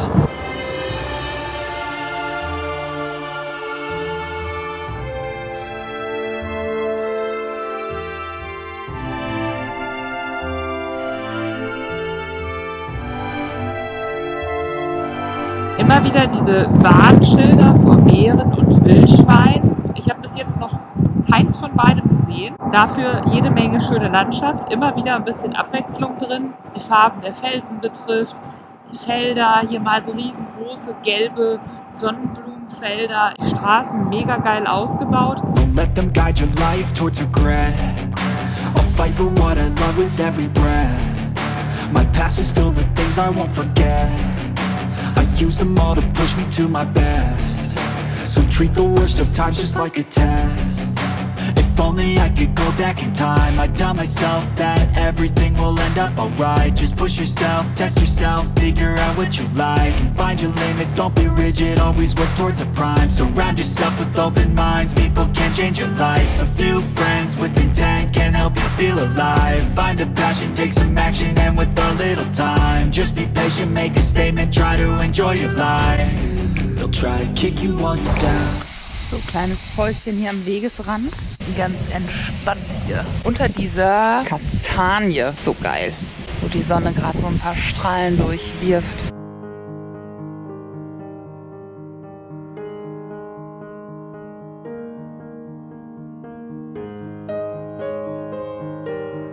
Riecht auch richtig geil.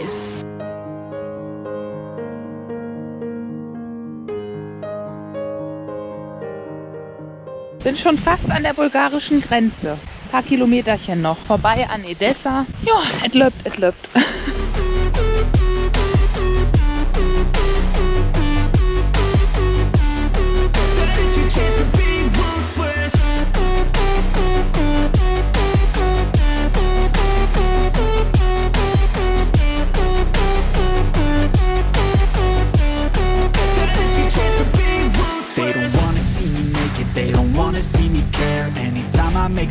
embarrassed, I can see that they compare. I think everyone's against me, maybe something in the air. Am I paranoid? I swear a void is forming and they're scared. I walk a straight path, not many can say that. I like to play fast, cross me and there's payback. You better pray that I don't see your face at any place that I go. I know you hate that. I've been doing fine, I'm not wasting any more time.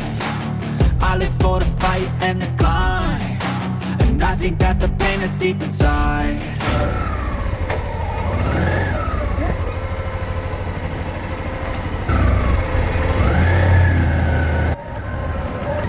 Irgendwann sah der Weg, den ich fahren sollte, laut Google Maps, dann so aus. Dein Ernst?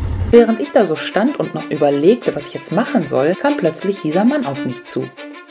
Hi. Hi. Can you tell me, is this really a road to Bulgaria? This no asfalto. Yeah, but it's no problem. But it is taking me to the border to Bulgaria. And then Εξοχή. Δράμα. Δράμα. Mountain, δηλαδή από πάνω, από εδώ έτσι. Okay, mountains. Εδώ, όπως πας. Is there somebody living there? A house? Is there anywhere? Όχι, όχι, no. Ja. No. No. Έλα. Okay, hi. Sprechen Sie Deutsch? Hi, soll ich kurz übersetzen? Ja. Super. Können Sie ihn fragen, ob, wenn ich jetzt hier lang fahre, ich möchte an die Grenze von Bulgarien, wenn ich hier weiterfahre, ob ich da auch hinkomme? Es würde klappen, 20, 25 bis halbe Stunde, aber es Mit dem Rennen kann 15 λεπτά, καλέ. Weg, es ist halt mehr oder weniger so Sandstraße ja, das, oder mit Steinen. Okay, genau. Das macht Das ist halt keine Straße. Ja, das ist ja nicht schlimm. Super, aber ich komme da auf jeden Fall irgendwo an. Bis halbe Stunde, Sie kommen auf jeden Fall hin. Genau. Super, vielleicht kann ich ja seine Nummer bekommen, dass ich ihn anrufe, falls ich irgendwo liegen bleibe. Ah ja, super. Sie können mich jederzeit anrufen. Seien Sie vorsichtig, es ist keine gerade Straße. Es gibt Hunde, die auf die Kuh aufpassen. Okay, deine Nummer? Maybe that I can call you? Δικό μου ή δικό της? Ja, der Doris ist auch Ma gut. Cousine. Ja, super. Grazia. Ich fahre einfach mal. Ja. Okay, halbe Stunde, das schaffen wir. See you. Bye. Ciao. Thank you. Noch bin ich optimistisch. Ein bisschen Sandpiste, ein paar freilaufende Hunde, die auf die Kühe aufpassen und das Ganze nur 30 Minuten lang. Das kann ja nicht so schlimm sein, oder? Nach den ersten Metern verlässt mich allerdings so nach und nach mein Mut. Alter, wo hab ich mich denn hingebracht, ey? Ich halte an, um zu gucken, ob es nicht eventuell doch noch eine alternative Möglichkeit gibt, an die bulgarische Grenze zu kommen. Google Maps sagt, nö. Nee, scheiße, Mann. Okay. Das ist jetzt echt eine Herausforderung hier. Wow.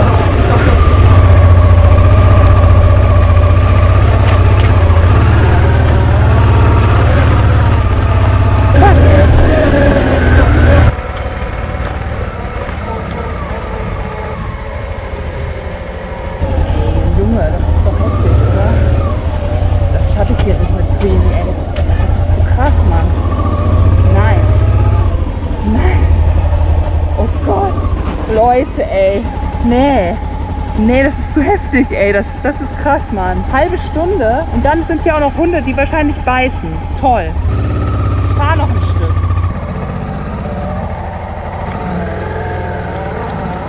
Ob das hier wirklich so eine gute Idee ist, ich weiß es nicht. Immer wieder bleibe ich stehen und überlege, ob ich umdrehe oder weiterfahre. In mir ist echt so ein Kampf zwischen den Bildern, die da in meinem Kopf sind, und diesem Willen, weiterzukommen. Ich habe Angst. Und gleichzeitig ist es hier wunderschön und es macht auch Spaß, hierher zu fahren. Aber dieses große Unbekannte ist hier für mich so ganz allein in der Wildnis, ohne GPS-Tracker, sehr furchteinflößend. Ja, komm, ey, ich mach's jetzt. Ich schaff das ja wohl irgendwie. Was mir in diesem Moment extrem hilft, weiterzufahren, ist vor allem eine Sache, nämlich das Wissen, ey, geil, dass ich Ihre Nummer habe, ey. I can call you if something happens, ja? Diese Nummer zu haben, gibt mir das Gefühl, dass ich jemanden anrufen kann, der mich versteht und der weiß, wo ich bin, falls mir hier irgendwo was passiert. Was mir außerdem hilft in solchen Momenten, ist meine Kamera. Das ist die längste halbe Stunde meines Lebens, Alter. Sie gibt mir das Gefühl, nicht ganz allein zu sein. Genauso wie der freundliche Mann, der mir die Nummer seiner Cousine gab. Und diese Kühe.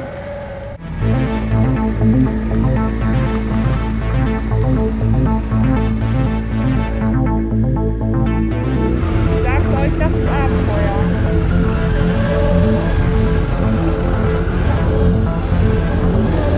Je länger ich fahre, desto wilder werden meine Gedanken. Und die Warnschilder vor Bären, die hier leben, machen diese nicht gerade angenehmer. Am meisten Angst habe ich hier vor Hunden. Dass ich hier mit Queenie nicht durchkomme, das ist unwahrscheinlich. Und wenn, dann kann ich auch immer wieder umdrehen, weil das, was ich geschafft habe, das schaffe ich auch wieder zurück. Aber diese Hunde, da habe ich Schiss vor. Na egal, weiter geht's.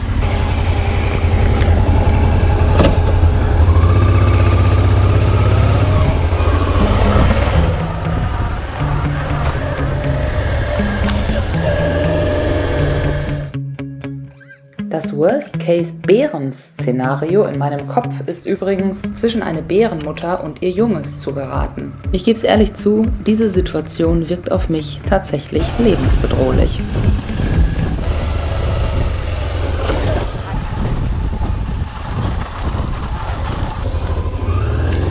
Auf dem Bildschirm sehen die vielleicht harmlos aus, aber ich sag's euch Freunde, diese Regenfurchen im Boden, die haben es in sich. Da mit dem Reifen längs hinein zu geraten, führt schnell zum Fallen.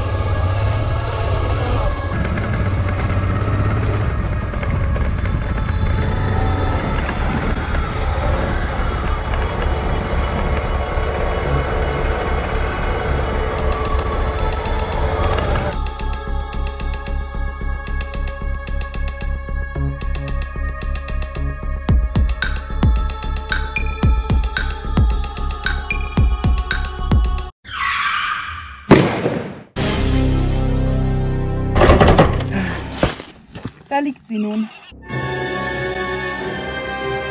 Na toll. Und was jetzt? Ich könnte mich jetzt neben das Motorrad legen und chillen. Oder um Hilfe rufen? Oder einfach umdrehen und zu Fuß gehen? Nein, ich entscheide mich für einen anderen Weg. Vielleicht kriege ich sie alleine hoch, wenn ich Glück habe. Shit.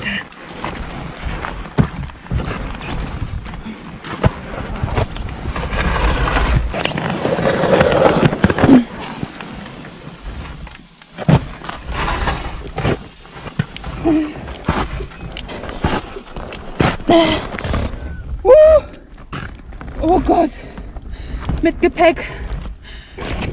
Alter, Queenie.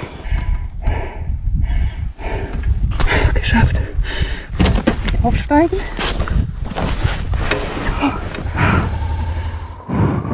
Nicht nochmal hinfliegen, ey, komm. Komm. Yes. Woo, Queenie. Oh, du bist die Beste.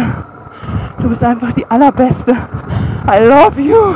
Oh mein Gott, ich glaube, ich habe mir den Arschmuskel gezeigt. Oh. I got eyes in the back of my head, I'm seeing. Take me for granted and you know I'm leaving. I'ma take what's mine with the webs I'm weaving. I could take this crowd from seeing to believing. Got a taste for blood and my tongue keeps bleeding. From the words I spit, so sharp, so freezing. So cold, behold, frostbite they feeling. I could tear you apart or I could go heal them. Don't believe in fate, don't believe in ceilings. I just need.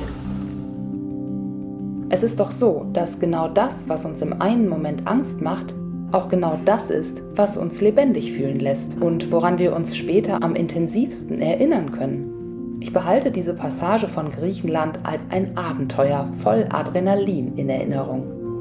Dies ist die Geschichte davon, dass Alleinereisen auch bedeutet, darauf zu vertrauen, dass im richtigen Moment Hilfe da ist, wenn du sie brauchst. Sei es aus dir selbst heraus, in Form von ungeahnten Kräften, durch das Dasein anderer Menschen oder glücklicher Zufälle, die das Leben geschehen lässt. Straße, ich raste aus. Alter, ich hab's überlebt, ich bin so dankbar, ey. Das war jetzt Spaß und Aufregung und Angst, alles zusammen. Am Straßenrand schrauben zwei Männer an einem ihrer Motorräder. Everything okay? Sie scheinen sich selbst helfen zu können. Spoiler, eine halbe Stunde später fahren die beiden mit heulendem Motor an mir vorbei. An der bulgarischen Seite der Grenze ist mal wieder Wartezeit angesagt. Ich gucke mir derweil die Fahne an und ja, schaue, ob ich sonst alles dabei habe. Helm, Motorrad, Handy. Jo, alles an Bord. Hi. Dieser Grenzbeamte ziert sich jetzt etwas, weil ich meinen Ausweis im Mund hatte und er ihn jetzt nicht mehr anfassen will. Okay. Yes. Hatte ich so auch noch nicht. Ja. Thank you. Die beiden Herren fragen sich auch, was hier verdammt nochmal so quietscht. Ob Queenies Gelenke oder meine, nach meiner Arschzerrung ist beides möglich. Ein letzter Blick zurück auf Griechenland und dann heißt es Zdravei Bulgaria.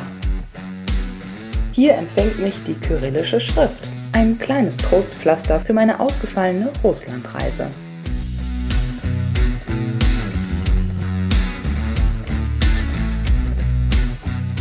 Ich bin erstaunt, wie viele Menschen hier und auch später in Rumänien anstatt mit einem Auto in einer Kutsche mit einem Pferd davor unterwegs sind.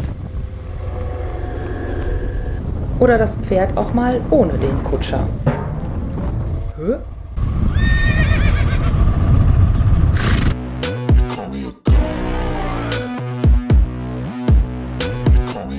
Irgendwo zwischen griechischer Grenze und der Hauptstadt Sofia.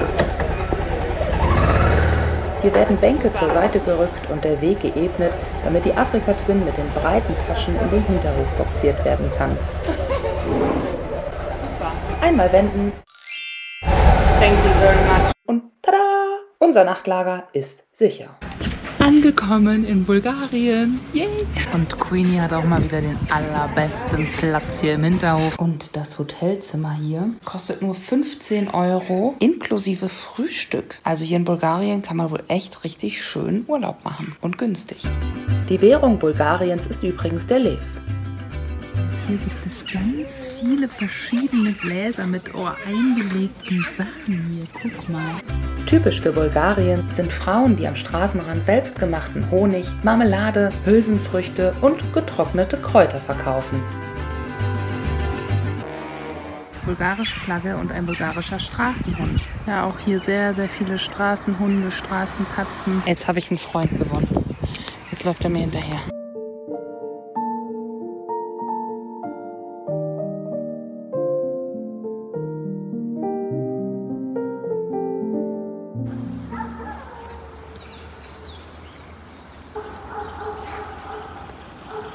Gestern Abend war hier richtig Highlife-Hundekonzert. Es ging hier von einer Tür zur anderen. Wartest du hier, bis dein Frühstück kommt und was kommt stattdessen? Eine Kuh geht spazieren. Auch Kühe brauchen mal ihren Morgenspaziergang, ne? Also manchmal weiß man auch nicht, ob die Hunde noch leben oder schon tot sind, wenn sie hier so am Straßenrand einfach liegen. Hunde, Katzen, Kühe und Krähe leben hier friedlich miteinander. Grüner Teppich ist für euch ausgerollt. Zum Frühstück gibt es leckeren Tee und dazu 2, ich glaube das sind so Eierbrote mit Marmelade. Lecker. Gut gestärkt heißt es dann. Los geht's.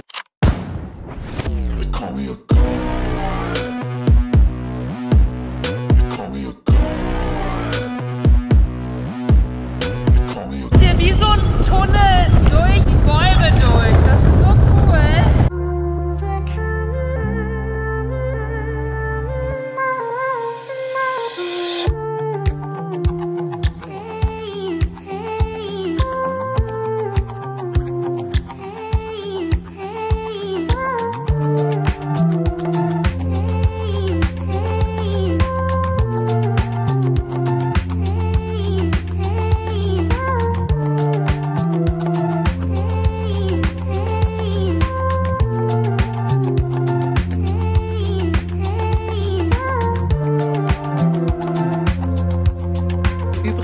ist, hier in Bulgarien stehen überall, auch an den Nicht-Autobahnenstraßen, Schilder am Rand, dass man hier eine Vignette braucht. Hat mich gerade ein bisschen irritiert, habe ich mal nachgelesen, gilt nur für alles, was 4 Räder hat. Also Motorräder sind davon ausgeschlossen. Noch ein Grund mehr, mit dem Motorrad hierher zu fahren, durchs schöne grüne Bulgarien.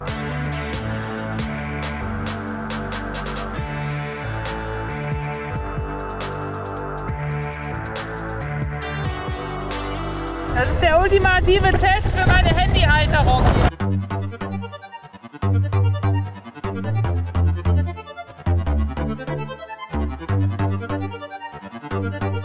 Die Handyhalterung, die mich jetzt schon viele Reisen zuverlässig begleitet, findet ihr in der Videobeschreibung.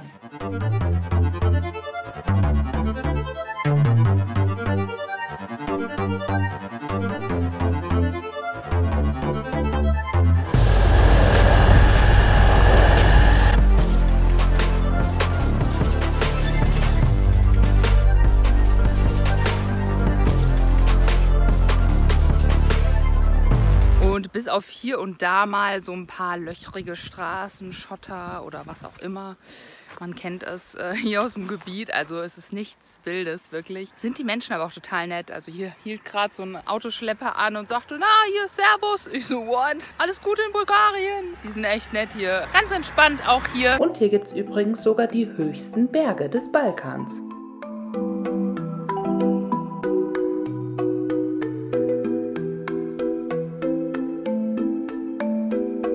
Zwar ist Bulgarien auch eines der ärmsten Länder Europas, dennoch wandern wir Deutschen hier auch sehr gerne hinaus, da die Preise für Miete und Lebensmittel gering ausfallen und somit die Lebenshaltungskosten extrem niedrig sind.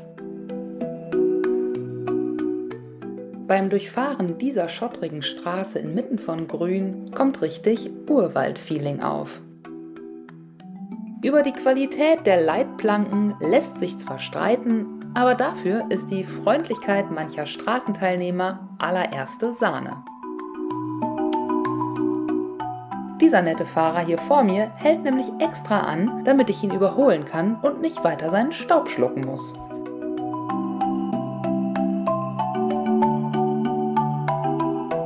Besonders das Landesinnere dieses kontrastreichen Balkanstaats ist bergig. Zu seinen bekanntesten Gebirgen zählen das Rila, das Pirin und das Balkangebirge.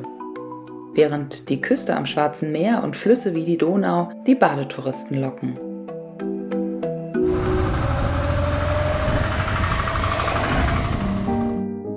Und während wir jetzt hier noch weiter Richtung der rumänischen Grenze fahren, möchte ich euch von einer Begegnung erzählen, die ich an diesem Morgen hatte, als ich vor dem Hotel auf mein Frühstück wartete. Da kam ich nämlich mit einem schätzungsweise 70-jährigen Bulgaren ins Gespräch, der in demselben Hotel mit seiner Frau zu Besuch war. Als ich ihm von meiner Reise erzählt habe, meinte er, "You are a real hero." Also, du bist eine Heldin. Und da habe ich mich gefragt, warum ist Reisen eigentlich etwas Heldenhaftes? Weil man viel Mut braucht, um Grenzen zu überwinden? Die gewohnte Sicherheit aufzugeben und Unbekanntes zu entdecken?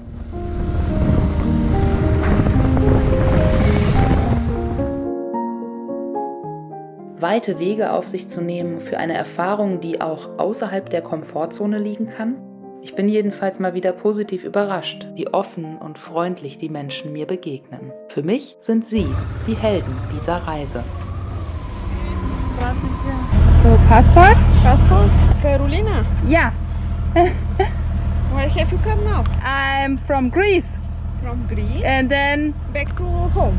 Yes. Okay, I can take this off, maybe it's better. Okay, Carolina. Only with motor. Yes. Thank you. Have a nice day. Ja, was kann ich sagen über Bulgarien? Wie so oft sehr freundliche Menschen, allerdings auch sehr arme Menschen, sehr arme Verhältnisse, kaputte Häuser. Wow, also wirklich ganz anderer Standard als in Deutschland. Schon krass, das so zu sehen. Die Straßen waren jetzt echt entspannt zu fahren. Es ist nicht viel los, so viel zu Bulgarien. Und dann heißt es Energiesparmodus an und ab in den Schatten. Mein Haus auf 2 Rädern spendet leider nur wenig davon. Ferry boat. Yes? Oh, perfect. Yes. Oh.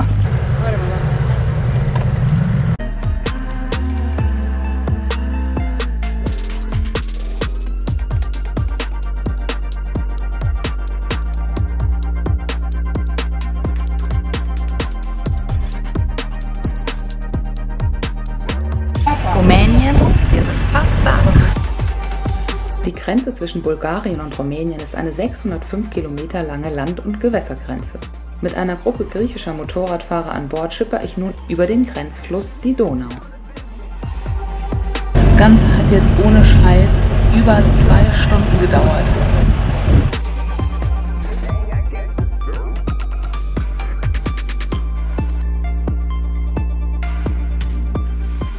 Und auch in Rumänien geht's gleich gut los mit Kühen am Straßenrand, winkenden Mopedfahrern und, big surprise, Menschen unterwegs in Pferdekutschen.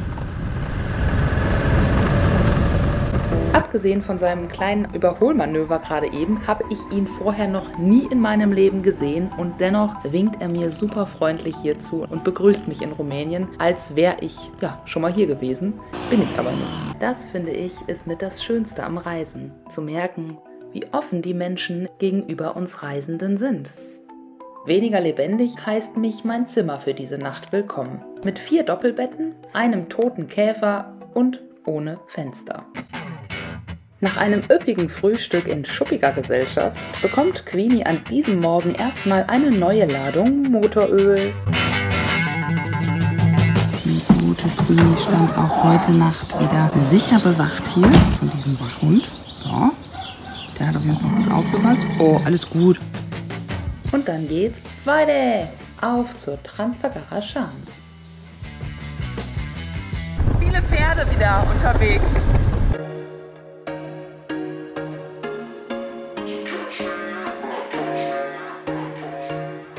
So viele Menschen unterwegs in Pferdekutschen wie in Rumänien und Bulgarien habe ich in bisher noch keinem Land, was ich bereist habe, gesehen. Ich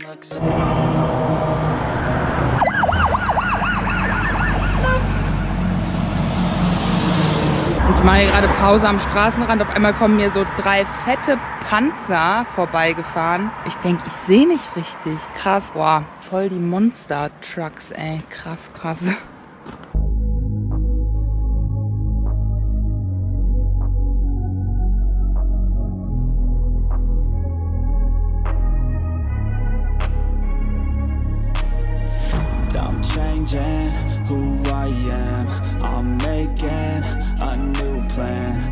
Und dann im Ort Karpatanini hinter der Pension Dracula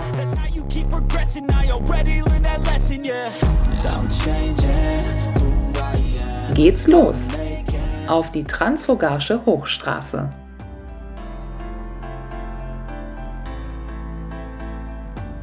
Diese Gebirgsstraße ist 117 Kilometer lang und zählt zu den schönsten Passstraßen der Welt.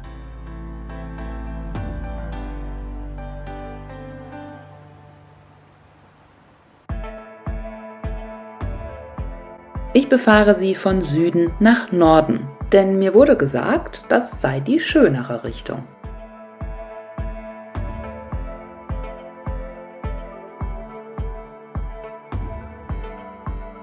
Auf Motorradfahrer warten hier Ausblicke, wie sie im Buche stehen, und Kurvenspaß vom Allerfeinsten. Allerdings nur von Juli bis Oktober. Die restliche Zeit ist hier die Wintersperre verhängt. Schneefälle können hier aber auch außerhalb der Wintersperre für erschwerte Bedingungen sorgen und es wird davon abgeraten, dann den Pass zu überqueren. Und das Foto im Gletscherlook bekommst du auch bei gutem Wetter. Guck mal, da liegt sogar noch Schnee.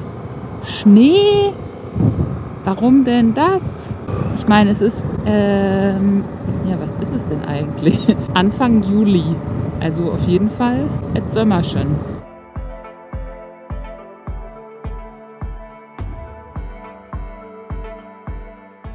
Nach den ersten 2 Kilometern und mehreren Tunneldurchfahrten überquere ich die Staumauer des Stausees Vidraru, an dessen Ufer die Transfogarsche Hochstraße entlang führt. Hier am Wasserkraftwerk der 6 Meter breiten und 307 Meter langen Talsperre machen viele Halt für ein Foto und Souvenirs. Diese Punkte, an denen sich die Touris drubbeln, gibt's immer wieder im Verlauf der Strecke.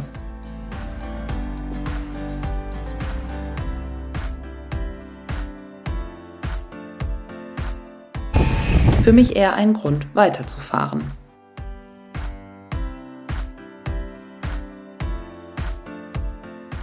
Ab hier beginnt die Straße steil und kurvenreich im Tal des Baches Valea Luistan anzusteigen. Nach etwa 18 Kilometern am Ostufer des Stausees entlang verläuft die Straße weitere 23 Kilometer im Capratal in die nördliche Richtung.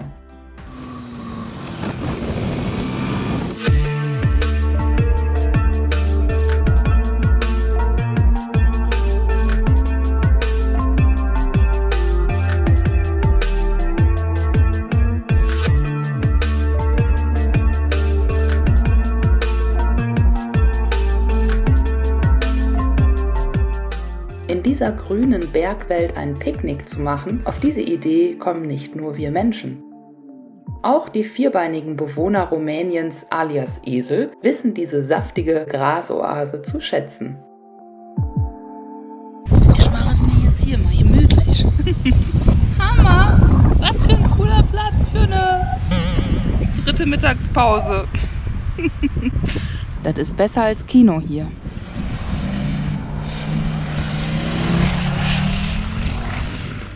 Die Transfogarscher Hochstraße ist Ausgangspunkt für Wanderungen zu einigen Gipfeln des Fogarscher Gebirges sowie durch hiesige Naturparks und Reservate. Der längste und höchstgelegene Tunnel Rumäniens ist ebenfalls Teil der Hochstraße. Einziges Manko einiger Tunnel hier, sie sind teils kaum beleuchtet. Recording. Mayday, Mayday, wir haben hier eine Schafsherde auf der Straße. 30.000 Millionen Schafe. Und die führt man jetzt über diese Hauptstraße. Das ist mein Leben hier.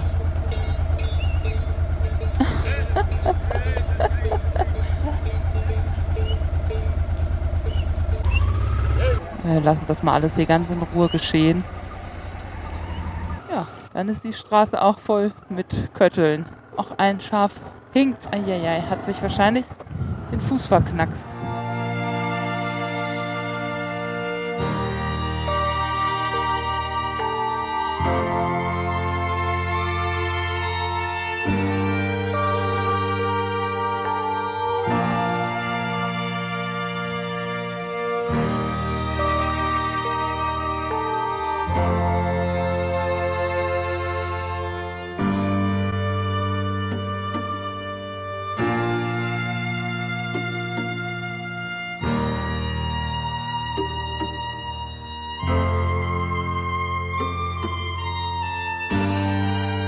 Wie hoch sind wir denn hier?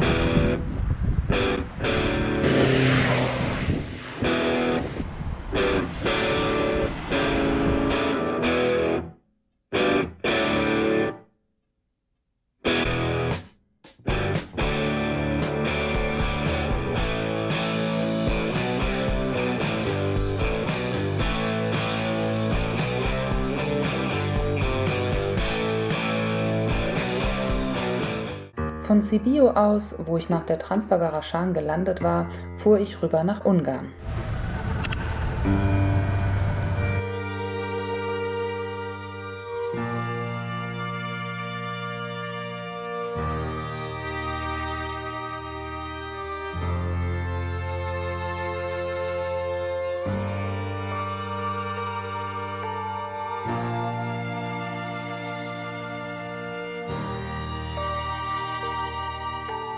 Und zack, da sind wir schon in Ungarn. Und ich stehe hier am Straßenrand, habe mir gerade meine Regenklamotten wieder ausgezogen, weil ich bin in Rumänien noch mal richtig schön nass geworden. Und da hält hier gerade einer an und fragt, ist alles okay? Ja, also auch die Grenze wieder ganz locker und lässig läuft. Fuck that, I'll do what I wanna do. I got a different path from everyone and that includes you. Obwohl Ungarn seit 2004 Teil der Europäischen Union und EU-Mitglied ist, führt es bis heute nicht den Euro, sondern die ungarische Währung, den Forint. Bezahlen ging hier mit Kreditkarte problemlos. Auch hier war auf den Landstraßen wenig Verkehr und so hatte ich freie Fahrt. Ich bin jetzt ganz spontan hier angehalten, irgendwo im ungarischen Hinterland und habe hier ein Traumzimmer mit Traumbett, Traumaussicht. Der hätte es Opa bestimmt auch gefallen. Das erinnert mich irgendwie so an ihn mit diesen Herzen und vor allem auch mit diesem Radio. Bei einem Telefonat mit meiner Familie erfuhr ich während der Fahrt an diesem Tag, dass mein Opa die Chemotherapie abgebrochen hatte. Mir war klar, dass ich ihn nicht mehr sehen würde. Ich kehrte ein, um das erstmal sacken zu lassen. Weiterfahren ging eh nicht mehr, dicke Tränen versperrten immer wieder die Sicht. Einen Tag später, am 111. Reisetag, starb mein Opa. Vieles hier erinnerte mich an ihn. Das Rührei in XXL hätte ihm sicher auch gefallen, genauso wie die vielen Ölgemälde und die Natur.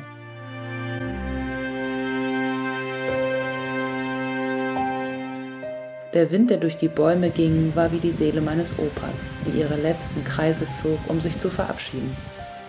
Leise flüsterte sie: Ich bin bei dir, auch wenn du mich nicht siehst, aber tief in deinem Herzen lebe ich weiter, in der Erinnerung an unsere gemeinsamen Erlebnisse. Alles hat seine Zeit. Das Bleiben und Weiterziehen, Suchen und Finden, Beenden und Neuanfangen.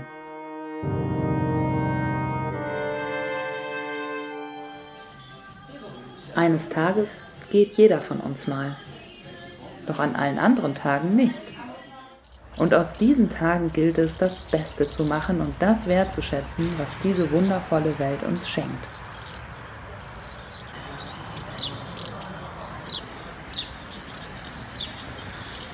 Ich sagte ungern auf Wiedersehen und fuhr weiter Richtung Heimat.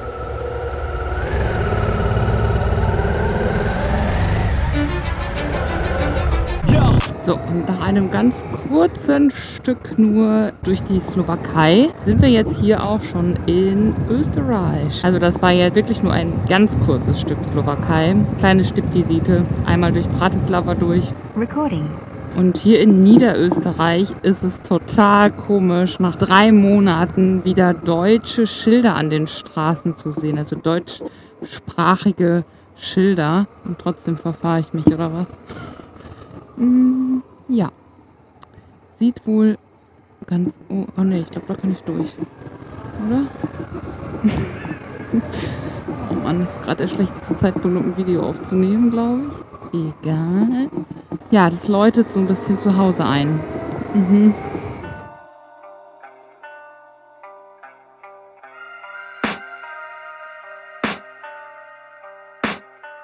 I can hear the demons call when they do what they do. And now I feel like taking off, find a place with a view. The pain is never gonna stop if it's controlling you. I know that time can heal it all, I just gotta get through. I just gotta get through, I just gotta get through. Cause I feel like taking off, find a place with a view. The pain is never gonna stop if it's controlling you. I know that time can heal it all, I just gotta get through. Die restlichen Kilometer habe ich nur sehr wenig gefilmt und ich habe die Zeit dazu genutzt, um mir Gedanken zu machen, wie es dann für mich weitergehen soll, weil ich hatte ja wirklich alles aufgegeben. Also ich hatte meinen Job gekündigt, meine Wohnung hatte ich schon lange nicht mehr. Ich hätte ja wirklich ganz woanders neu anfangen können. Also das war ja auch das Ziel dieser Reise, mir die Welt anzugucken und anschließend zu entscheiden, wo ich gerne leben möchte, wie ich gerne leben möchte. Und dafür war die Reise ganz, ganz wichtig. Eigentlich war ich immer der Mensch, den es aus der Heimat weggezogen hat. Mit 17 von zu Hause ausgezogen, wohnte ich unter anderem in Hamburg, Köln, kurze Zeit in Portugal,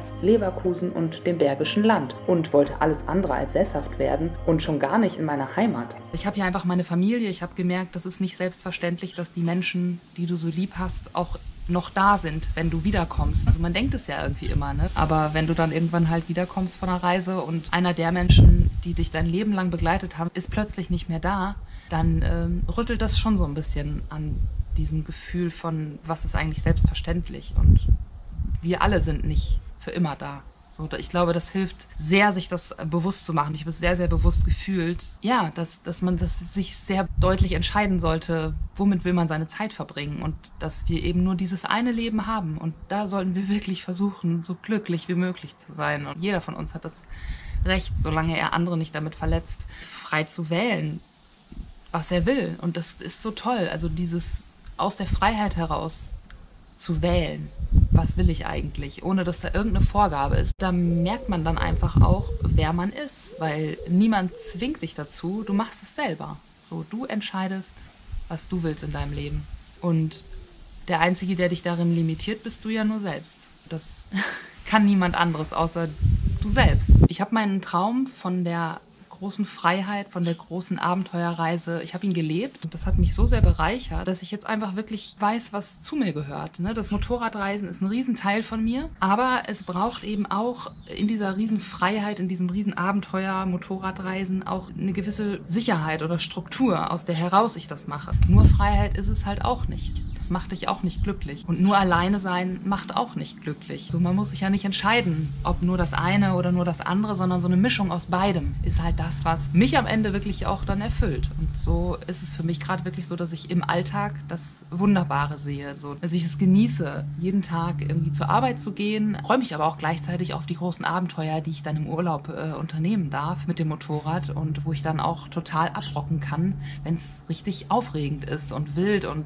gefährlich und frei. Und das Motorradreisen bereichert den Alltag sehr, weil man das auch wieder schätzen kann, was man so jeden Tag um sich hat, weil man das dann mal eine Zeit lang nicht um sich hat und auch nochmal neue Eindrücke bekommt von anderen Lebensformen. Und das ist halt im Balkan wirklich nochmal was ganz anderes, als wenn du jetzt irgendwie nach Italien fährst oder Spanien oder Frankreich, weil da einfach die Standards andere sind. Das hat mich wirklich dann nochmal sehen lassen, was hier für ein Leben uns alle mit einem sehr, sehr hohen Standard und Wohlfühlfaktor erwartet.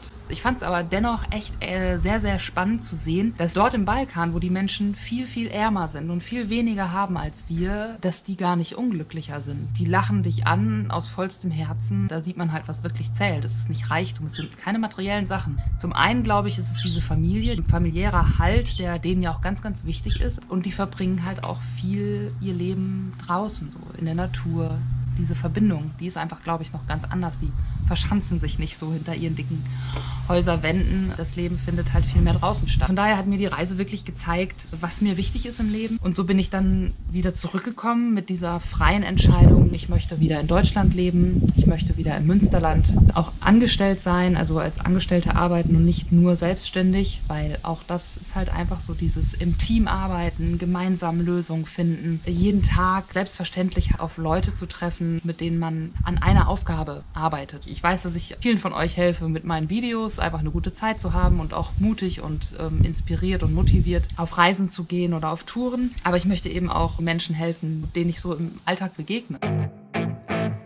Wenn ihr solche Träume habt, es geht überhaupt nicht darum, den Traum genau so zu erreichen, wie ihr euch das vorgestellt habt. Ziele setzen halt eine Handlung in Gang und dafür sind sie wichtig. Aber es geht eigentlich gar nicht so um das Ziel an sich, sondern es geht halt darum, sich auf den Weg zu machen. Und was auf dem Weg so alles passiert, das kannst du eh nicht wissen.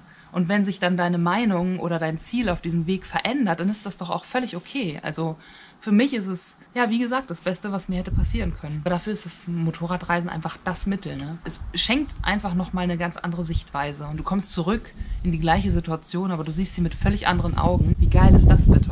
Also, ja, du musst halt oft einfach nur dich selbst, deine innere Einstellung, die Sichtweise ändern und schon ändert sich ganz, ganz viel im Außen. Einfach nur dadurch, dass du anders von innen nach außen guckst. Also das sind so Erkenntnisse, die kann ich euch einfach nur offenbaren und mit auf den Weg geben und ich hoffe, dass sie euch helfen, euren Weg zu einem erfüllten Leben zu gehen und zu erfahren am besten.